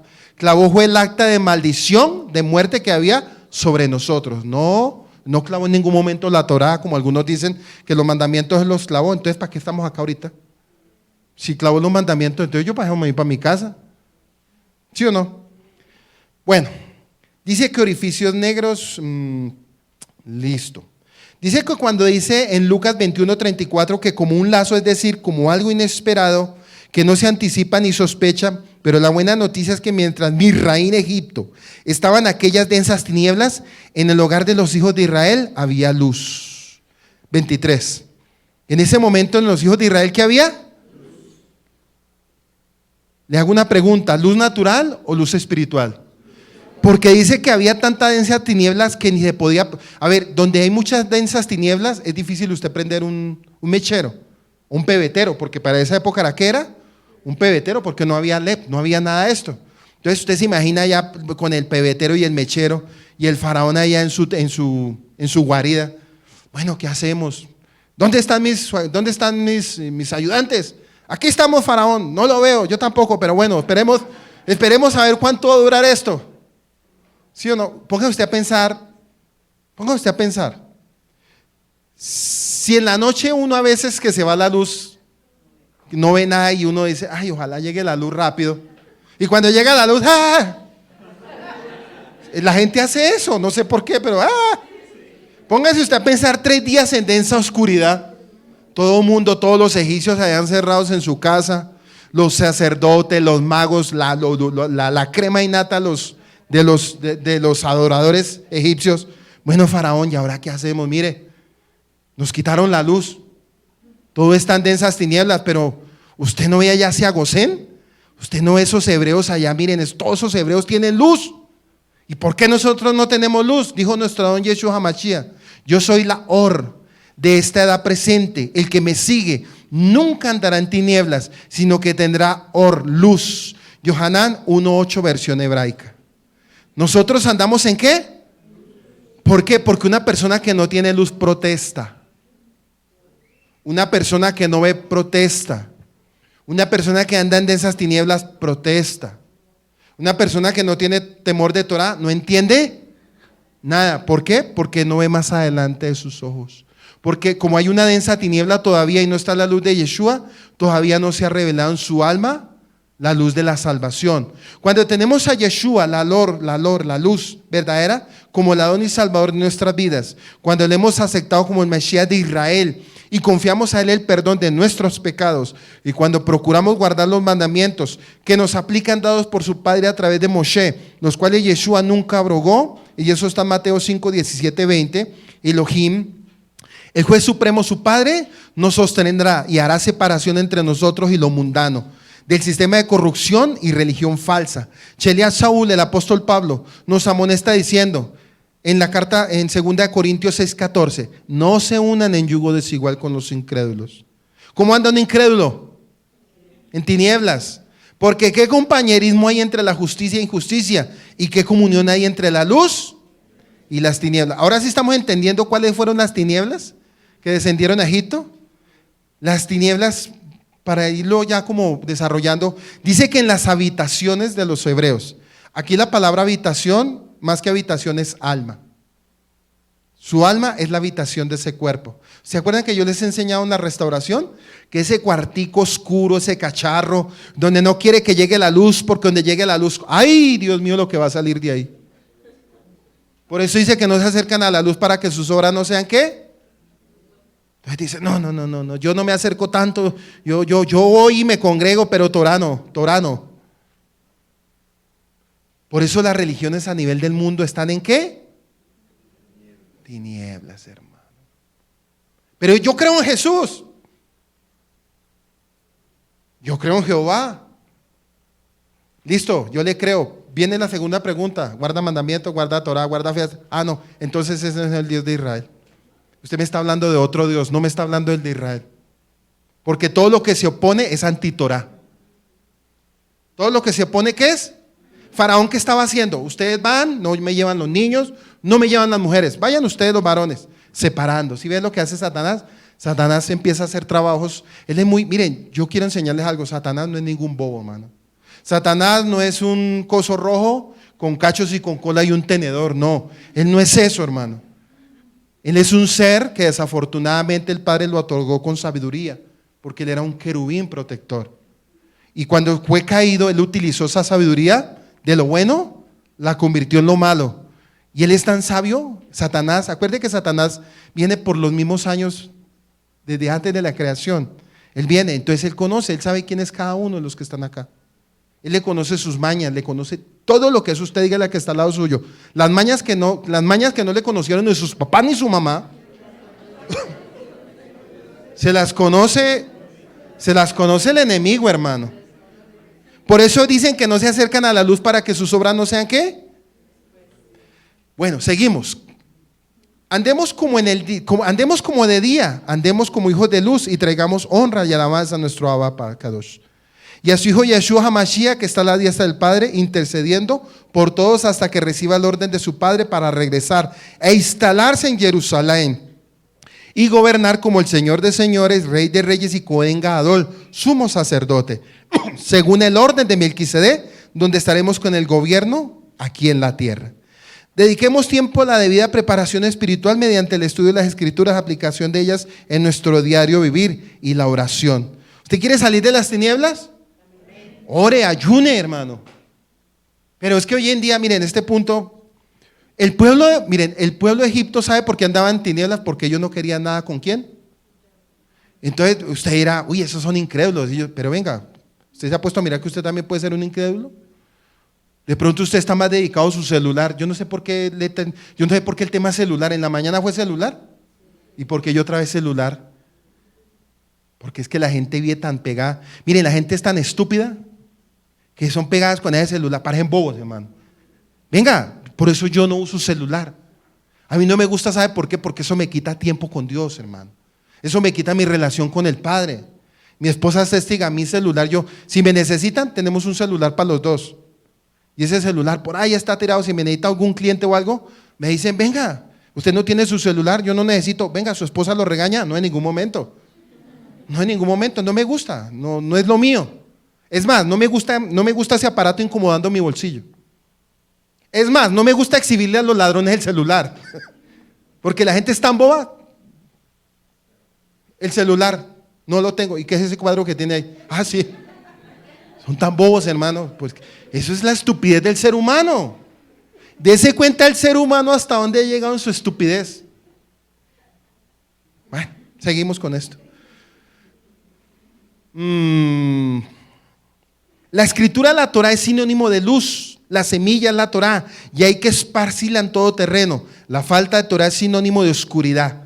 La falta de Torah es sinónimo de oscuridad. Así que cuando no hay Torah, instrucción, ley dada a través de Moisés, no hay luz, ni en una persona, ni en una familia, ni en una nación. ¿Sí ve? Ni en una persona, ni en una familia, ni en una nación. Es tremendo, ¿cierto? Dice que en el territorio de Egipto no había temor de Yahweh para nada, no había Torah. Pero había un pequeño remanente. Había un pequeño remanente en el territorio de Gosén. Y el Padre lo estaba guardando ahí hasta la salida. Por eso estamos en el preámbulo de la salida de Pesach. O sea, los próximos capítulos que vienen son poderosos, si se interpretan a la manera que es. Porque dar charlas, no, interpretarlo a la manera como el Padre llevó al pueblo de Israel en su salida. Entonces decimos que ni en una persona, ni en una familia, ni en una nación, nuestro Adón Yeshua HaMashiach dice: yo soy la Or, la luz que ha venido al mundo, para que los hombres no anden más en tinieblas sin Torah, sino que tengan lumbreras de la vida escondida y prometida en la Torah. Juan 8:12, versión Escritura Unida, dijo: vosotros sois la luz del mundo. ¿Sí ves lo que dice Yeshua? ¿Ustedes son la qué? Mateo 5:14, versión Escrituras Unidas, es decir, que tenemos la misión de dar a conocer la Torah al mundo y causar que tanto hombres y mujeres se vuelvan al Elohim, el juez supremo, el Shaddai, el todopoderoso, el de Israel y del mundo de todo corazón. Así Yeshua HaMashiach, quien es la Torah viviente, la Or, la luz verdadera, el único camino a la salvación. La luz no es dada para nuestra propia satisfacción, sino para movernos en medio de las tinieblas. La luz no es dada para nuestra propia satisfacción, sino para movernos en medio de las tinieblas. ¿Qué hace alguien que es luz cuando llega a una familia que no tiene luz? No diga que le coloca la luz. ¿Qué hace una familia que no tiene luz y usted tiene luz? Dice que hay un texto en la carta a Mateo que dice que cuando se pone un candelabro sobre una mesa, da luz a todo lado. Pero si ese candelabro se esconde debajo de la mesa, ¿qué va a suceder? Por eso él dice: vosotros sois la luz, y el que anda en luz no anda en tinieblas. Quiere decir que si usted anda en luz, dígale que está al lado suyo, si usted anda en luz, se tiene que evidenciar la Torah en usted. Si usted anda en luz, se tiene que evidenciar. Y si usted es una persona de Torah, huele a Torah, huele a santidad, no huele a pecado, no huele a pereza, no huele a negligencia. Pero como hoy en día la gente dice que amaron más las tinieblas, muchos de los hebreos cuando salieron dijeron: mejor es volver a Egipto. Porque es que allá había carne, allá había todo, pero si le estaban dando semejantes palizas, ¿cómo va a querer volver? En un texto dice que ellos fueron golpeados y afligidos. Entonces se me hace como loco que alguien diga: yo prefiero volver al mundo. ¿Y volver al mundo es fácil? Es facilísimo, no vuelva. Ya volvió al mundo. El hecho de que usted haga una separación entre Yahweh significa que usted ya abandonó la luz por seguir a las tinieblas. Bueno, seguimos. Dice que la luz nos es dada no para nuestra propia satisfacción, sino para movernos en medio de las tinieblas y sacar a las personas de los sistemas corruptos donde están sin salvación, muertos en sus pecados, delitos. Somos llamados a mostrarles el camino de la salvación, de la santidad, la Sedec, la justicia, del amor verdadero, la Met, la verdad. Hay multitud de personas y familias, naciones que están en tinieblas cada vez más y más densas, que no pueden palparse las manos unos con otros, pero nosotros tenemos luz, la luz de la Torah escrita, la Torah viviente, Yeshua HaMashiach. Con esa luz tenemos que penetrar las tinieblas y tomar aquello que puede ser iluminado y usado para la gloria del Eterno. El pueblo de Israel no fue libertado simplemente para que siguieran en lo mismo. El pueblo de Israel, cuando fue llevado al monte Sinaí a recibir Torah, era para que ellos fueran ejemplo a todas las naciones de la tierra. Por eso cuando se habla de Israel, se habla de Torah. Cuando se habla de Israel, se habla de plan de salvación. Cuando se habla de Israel, se habla de Torah. Y cuando se habla de Israel, se habla del retorno que vamos a tener nuevamente. Eso lo dice en Apocalipsis 21:22. ¿Qué más nos enseña la palabra? Tinieblas que cualquiera las palpe. Dice que las tinieblas las podían ¿qué? Palpar. Ahí en el versículo suyo dice, entonces dice que eran tan densas y tan espesas según Bereshit, capítulo 1, verso 2. Esta no era una oscuridad normal, tenía un elemento sobrenatural, la cual la hacía palpante o palpable. La luz no es solamente una propiedad física, es un aspecto del carácter de Yahweh. La luz, y en Yahweh no hay ninguna tiniebla.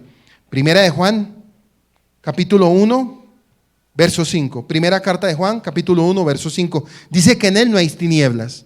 En el juicio Yahweh puede retirar su presencia tan significativamente que el vacío que queda es las tinieblas que cualquiera puede palpar. Aparentemente Yahweh no permitió que ni siquiera las luces artificiales funcionaran de los egipcios. Intentaron usar velas, lámparas, pero no fueron capaces de producir luz. Esta era una demostración prominente de la grandeza sobre el Dios Ra, quien se creía el Dios solo. O sea, él estaba golpeando al Dios ¿qué? Ra. quien se creía el dios Sol. En Hechos 13:47 dice así: así nos lo ha mandado el Adón, te he puesto por luz a las naciones, a fin de que lleve mi salvación hasta los confines de la tierra. Y Juan 1:5 dice: Él es la luz que resplandece en las tinieblas, y las tinieblas no han podido extinguirlas. Él es la luz que resplandece en las tinieblas, y las tinieblas no han podido extinguirlas. A semejanza de las plagas anteriores, este golpe fuerte a los dioses egipcios Ra, el dios Sol Ra había sido principal de Egipto durante siglos. Y cada rey se llamaba a sí mismo el dios Ra. Mire, cada rey, para el tiempo de los gobiernos de Egipto, cada uno se llamaba el dios Ra. En el tiempo de Moisés, este dios era identificado con Amón y llevaba el nombre Amón Ra. Los más grandes templos que el mundo jamás haya visto fueron edificados en su honor, y uno de ellos, el gran templo del Karnak en el Alto Egipto, todavía es magnífico aún estando en ruinas. Otro dios era el dios del sol, Atón. Y en el versículo 22 al 23 dice: y extendió su mano Moisés hacia el cielo. Ya entendimos qué significa, ¿no? Y hubo densas tinieblas sobre la tierra. Por 3 días aluden a la muerte y resurrección del Mashiach, disipando las tinieblas. Juan 8:12. Otra vez Yeshua les habló diciendo: yo soy la luz del mundo. El que me sigue de ningún modo andará en tinieblas, sino que tendrá la luz de vida. Ninguno vio a su prójimo, nadie se levantó en su lugar 3 días, mas todos los hijos de Israel tenían luz en sus habitaciones. Ya sabemos que es luz ¿en dónde? En el alma. Explicada la oscuridad reinaban sobre los egipcios, pero la luz de la presencia de Elohim estaba con los hijos de Israel. Apocalipsis 21:23 dice que la ciudad, la nueva Jerusalén, que desciende del cielo, no tiene necesidad de sol, ni tiene necesidad de luna, que brillen en ella, porque la gloria de Yahweh es la misma gloria del Padre. La ilumina el Cordero en su lumbrera, Yeshua HaMashiach. La oscuridad densa es la ausencia absoluta la ausencia absoluta de la presencia del Todopoderoso. Isaías 62, porque he aquí que tinieblas cubrirán la tierra y oscuridad las naciones, mas sobre ti amanecerá Yahweh, y sobre ti será vista su gloria. Isaías 58:10. Y si dieres tu pan al hambriento y saciares el alma afligida, en las tinieblas nacerá tu luz, y tu oscuridad será como al mediodía. Isaías 2:5. Venid, oh casa de Jacob, y caminaremos a la luz de Yahweh. Jeremías 13:16. Da gloria a Yahweh Elohim vuestro Dios, antes de que haga venir las tinieblas, y antes que vuestros pies tropiecen en montes de oscuridad, y esperen la luz, y os vuelva en sombra de muerte y tinieblas. Mateo 15:14 dice: dejadlos, son ciegos guías de ciegos, y si el ciego guiare, ambos caerán en el hoyo, como es la característica de los incrédulos de Yahweh de Israel en su Torah. Según de Corintios, capítulo 4, verso 4 al 6. Mire lo que dice la Torah acerca de los incrédulos en la carta de Corintios. En los cuales el Dios de este mundo, de este siglo, cegó el entendimiento de los incrédulos. ¿Cómo anda un incrédulo? Ciego y para que no le resplandezca la luz del evangelio de la gloria de Yeshua, el cual es la imagen de Yahweh. 5. Porque no nos predicamos a nosotros mismos, sino a Yeshua como Adón, y a nosotros vuestros siervos por amor a Yeshua. Porque Yahweh, que mandó de las tinieblas resplandeciente la luz, es el que resplandeció en nuestros corazones, para la iluminación del conocimiento de la gloria de Yahweh en la faz de Yeshua. Los incrédulos todo lo razona, aún los mandatos de Elohim y su Torah. Un desobediente es un idólatra. ¿Un desobediente qué es? Un idólatra. Y analicemos cómo hubo tinieblas en Egipto. También las hay hoy día, hacia el rechazo de la Torá, sus fiestas, sus nombres. Y aquí viene una de las tinieblas más poderosas, Constantino. Ya vamos a entender por qué. A él se le dice el dios Ra, se le dice el dios Sol, o se le dice el dios Dominus. Entonces, ¿estamos en tinieblas o no? Y ya lo vamos a entender por qué. Le tomo un poquito de aire y seguimos. Ya vamos llegando al final. Miren lo que dice. Ya. Al establecer el calendario, mire, Constantino, al confundir a los creyentes con la adoración al sol, a llevarlo a las tinieblas. Al establecer el calendario solar el domingo, pudo introducir en los creyentes la celebración de las fiestas babilónicas, como Navidad, fiestas que se celebran en la cristiandad y en las ramas de religiones. Entonces la pregunta que debería hacerse la iglesia, si está separada de Roma, ¿por qué obedecen a Constantino y no al Elohim de Israel? Eso es andar en tinieblas a través del dios Ra, Sol. Recordemos que Constantino, el fundador de la reciente iglesia, era no solamente sacerdote del dios Sol Ra, sino que se veía a sí mismo como el dios Ra. La razón que tuvo precisamente para cambiar el calendario bíblico al calendario solar fue precisamente su adoración Constantino al sol. Sabía que sin el calendario de Yahweh y su dirección, sus seguidores no podrían atender las citas eternas de Yahweh y poco a poco perderían su identidad y herencia. Y es cierto, sin el calendario correcto de las fiestas de Yahweh llamadas el camino de santidad, que son citas con los hijos completamente extrañas actualmente. Por eso la gente hoy en día dice, no, ¿cómo así que yo tengo que guardar Shabbat? ¿Cómo así que yo tengo que guardar no sé qué? Porque vienen con la doctrina del Dios Ra. ¿Cómo estaba el pueblo de Israel en este momento? Bajo tinieblas, pero ellos tenían ¿qué? Luz. Y los egipcios, que representa el pecado del mundo, casa de esclavitud, casa de Faraón, dice que ellos andaban así en densas nubes, porque el faraón, que representa a Satanás, no les dejaba a ellos ¿qué? Conocer la luz de la verdad. Pero más adelante vamos a ver que en la salida, egipcios y otras culturas salieron, y eso representa que a nivel del mundo, la misericordia de Yahweh va a llegar a todo el mundo. Musulmanes convertidos a Yeshua, budistas convertidos a Yeshua, Hare Krishnas convertidos a Yeshua, cristianos y católicos convertidos a Yeshua, el Yeshua de Israel. Entonces no es raro que el pueblo de Israel esté tocando trompeta a través de la restauración en todas las naciones de la tierra, hermano. Por eso estamos comenzando como remanente pequeño, trabajando por lo que va a venir. Estamos comenzando como remanente pequeño para lo que habrá de venir, porque tarde o temprano la gente se va a cansar algún día de las mentiras, hermano. La gente ya está cansada. Hay gente que dice, ya me cansé de lo mismo. Mensajes motivacionales, tú puedes, declara, decreta, visualiza, mira, corre la montaña, así. Y usted se está muriendo corriendo la montaña, porque créame, usted no la va a mover, hermano.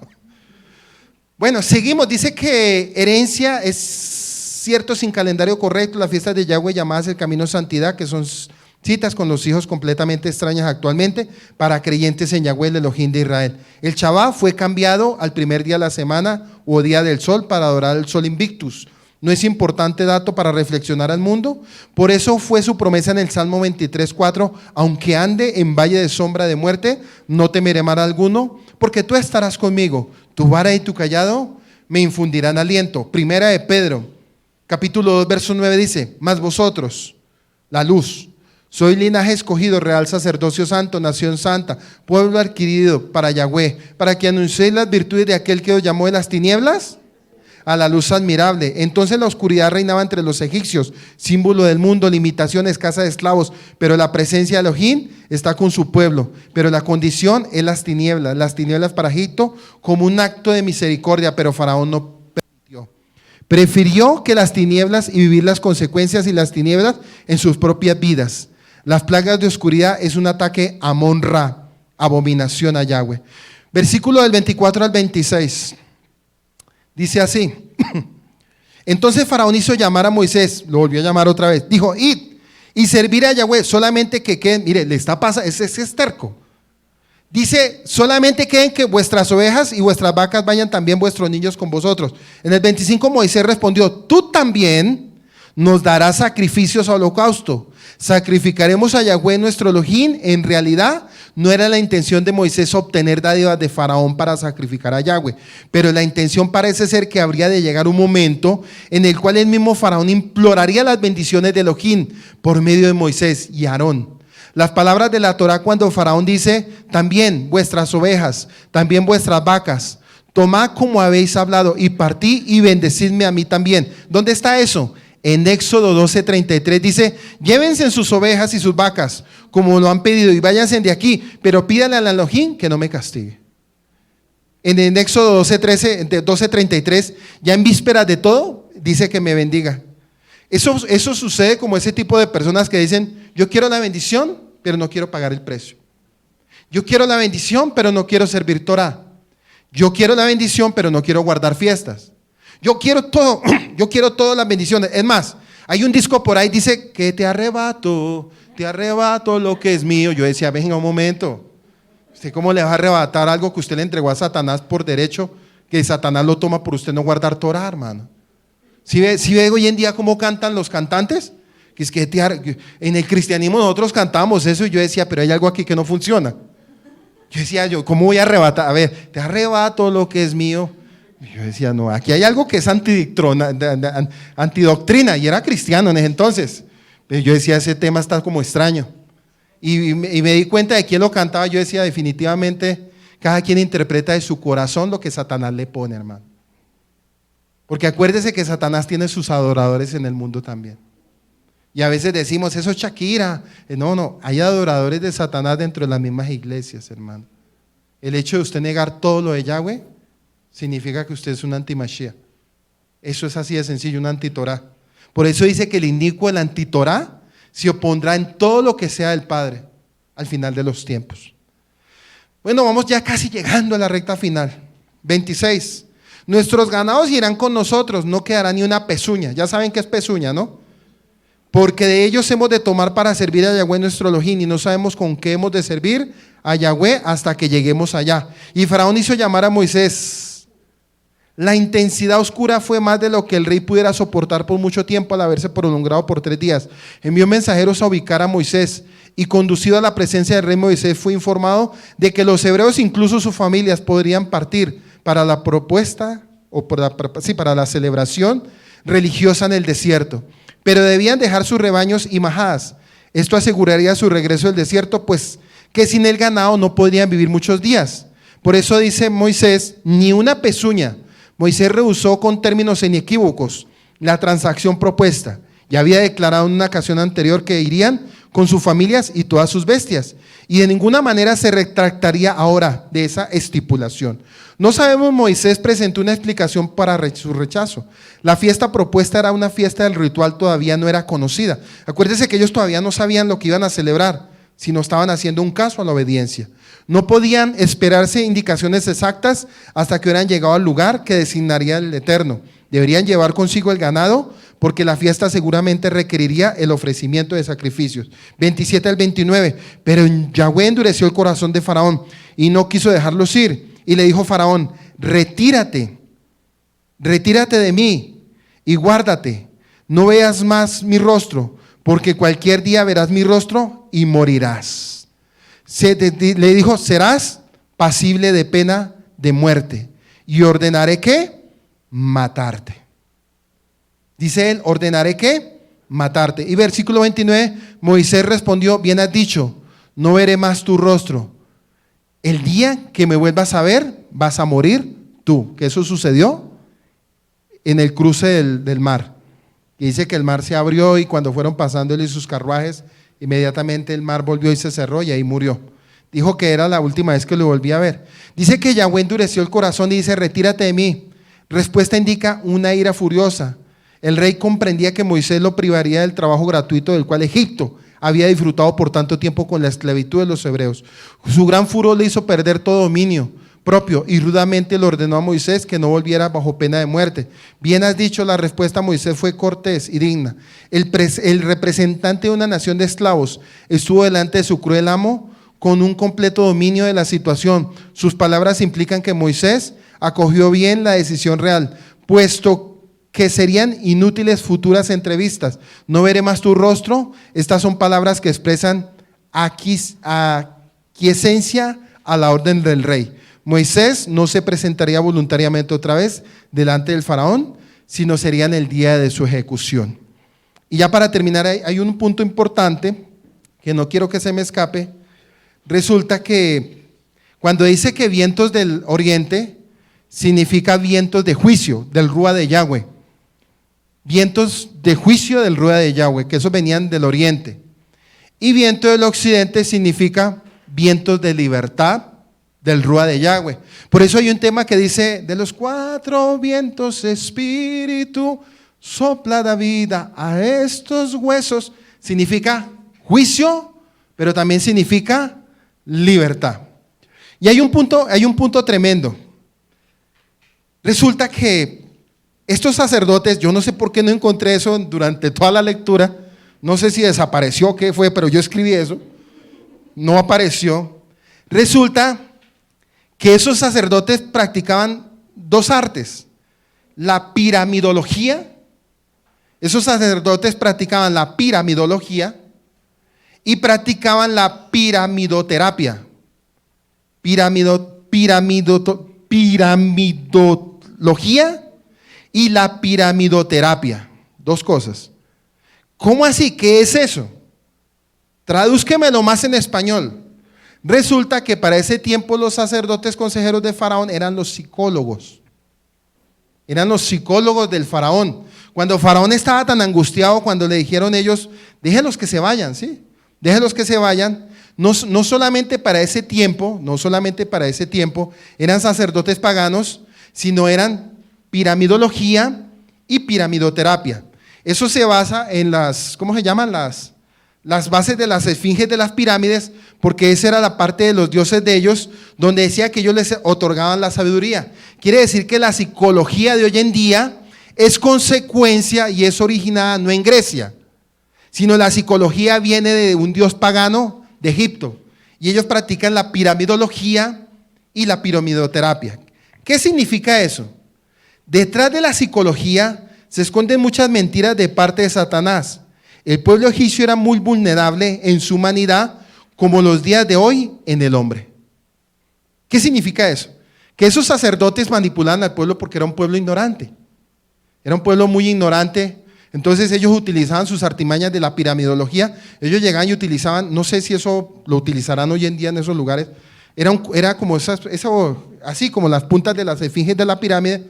Entonces llegaba la gente ignorante a buscar consejos. Como hoy en día cuando usted va donde el psicólogo, entonces usted va y le pide el consejo, pero resulta que esas artes psicológicas manejan varias ramas que en Egipto se manejaban. ¿Cuáles? La personalidad, la relación social, la inteligencia, la herencia, las cogniciones, las emociones, la salud mental, el aprendizaje, el ambiente psicosocial, la enfermedad mental, las motivaciones, la identidad, la conciencia, el desarrollo, ramas de filosofía y muchas de esos pensadores. La psicología no nació en Grecia. La psicología nació en Egipto y era parte de los dioses paganos que hoy en día en nuestro presente los vemos. Por eso una persona, este punto es bien interesante, un psicólogo que no tiene temor de Torah, ¿qué me puede enseñar? Filosofías. ¿Qué les enseñaban los sacerdotes de ese tiempo al pueblo? Los consejeros de ese tiempo. Y eso lo pasamos a este tiempo y es lo mismo. Entonces yo decía, tremendo, ¿no? Porque hoy en día la gente está mal de la cabeza, vaya al psicólogo. Y resulta que ese psicólogo es un pagano. No tiene temor de Torah, señor psicólogo. Lo que pasa es que voy a hacerlo a mi manera, ¿sí? Lo que pasa es que hace 3 días tengo algo en la cabeza, no puedo dormir, veo sombras negras, no sé, me mueve en la cama, me hace muchas cosas. El psicólogo le dice a uno, venga, mentalmente usted cómo está estresado, ¿cómo está su trabajo? Entonces empiezan a pronunciar todos estos puntos, ¿cómo está su vida? ¿Usted realmente está descansando? Esto, lo otro, tómese un descanso.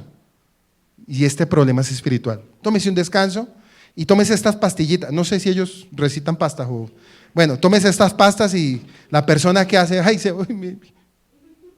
y resulta que la situación se puso peor, porque Satanás no puede echar fuera a Satanás. No estoy en contra de la psicología, yo soy Torah. Yo no estoy en contra de la medicina, pero yo soy un hombre de Torah. Y si la Torah me dice, amado, yo deseo que en todo seas prosperado, como prospera tu alma, prosperarás en todas las cosas. Mi fe está en la Torah y mi alma y mi medicina es la Torah para mi alma y es el crecimiento. Y eso es lo que usted y a mí lo debe tener de pie. Amén y amén. Nos despedimos en esta tarde de Shabbat. Damos gracias al Padre Eterno porque nos ha permitido un Shabbat más estar en esta casa, reunirnos. Damos toda Rabá por su misericordia y por todo lo bueno. Bendecimos a todos aquellos que estuvieron conectados a través de la fanpage del Rue Pablo Escalante y de la emisora Restaurando las Sendas Antiguas. Miren, vienen los capítulos más poderosos, no se lo pierda. Viene Shemot 10, 11, viene Pesa, porque yo quiero enseñar Pesa, yo lo quiero enseñar, porque detrás de Pesa hay mucha riqueza espiritual. Hoy nos dimos cuenta aquí nomás. Entonces, cuando entremos a Pesa y estamos listos para Pesa, ¿cuánto nos falta? Estamos saliendo, somos la somos la luz. Dígale que está al lado suyo. Somos la luz, tú eres luz, tú que me estás viendo por este video. Tú eres luz, estamos saliendo de las tinieblas. ¿Cuántos estaban cansados de vivir en las tinieblas? Todos. Y este Pesa va a ser el mejor Pesa desde el momento que conocimos la restauración. Es el mejor Pesa y va a ser de mucha bendición. A lo que diga el mundo, que el corna no sé qué, como pueblo de Israel, seremos guardados por la luz de Yahweh. No temeré mal alguno. Por eso el Salmo 23:4 dice que el Padre nos guardará y nos llevará como pastos verdes y guardará su remanente. Esa es la fe mía y esa es la fe que tiene que haber en ti. Shabbat Shalom, nos veremos el próximo sábado. Escuchaste una enseñanza desde la comunidad Llamas de Fuego para las Naciones, desde Soacha, Cundinamarca, en Colombia. Si deseas comunicarte con nosotros, contáctanos en nuestra página web www.restaurandolassendasantiguas.com.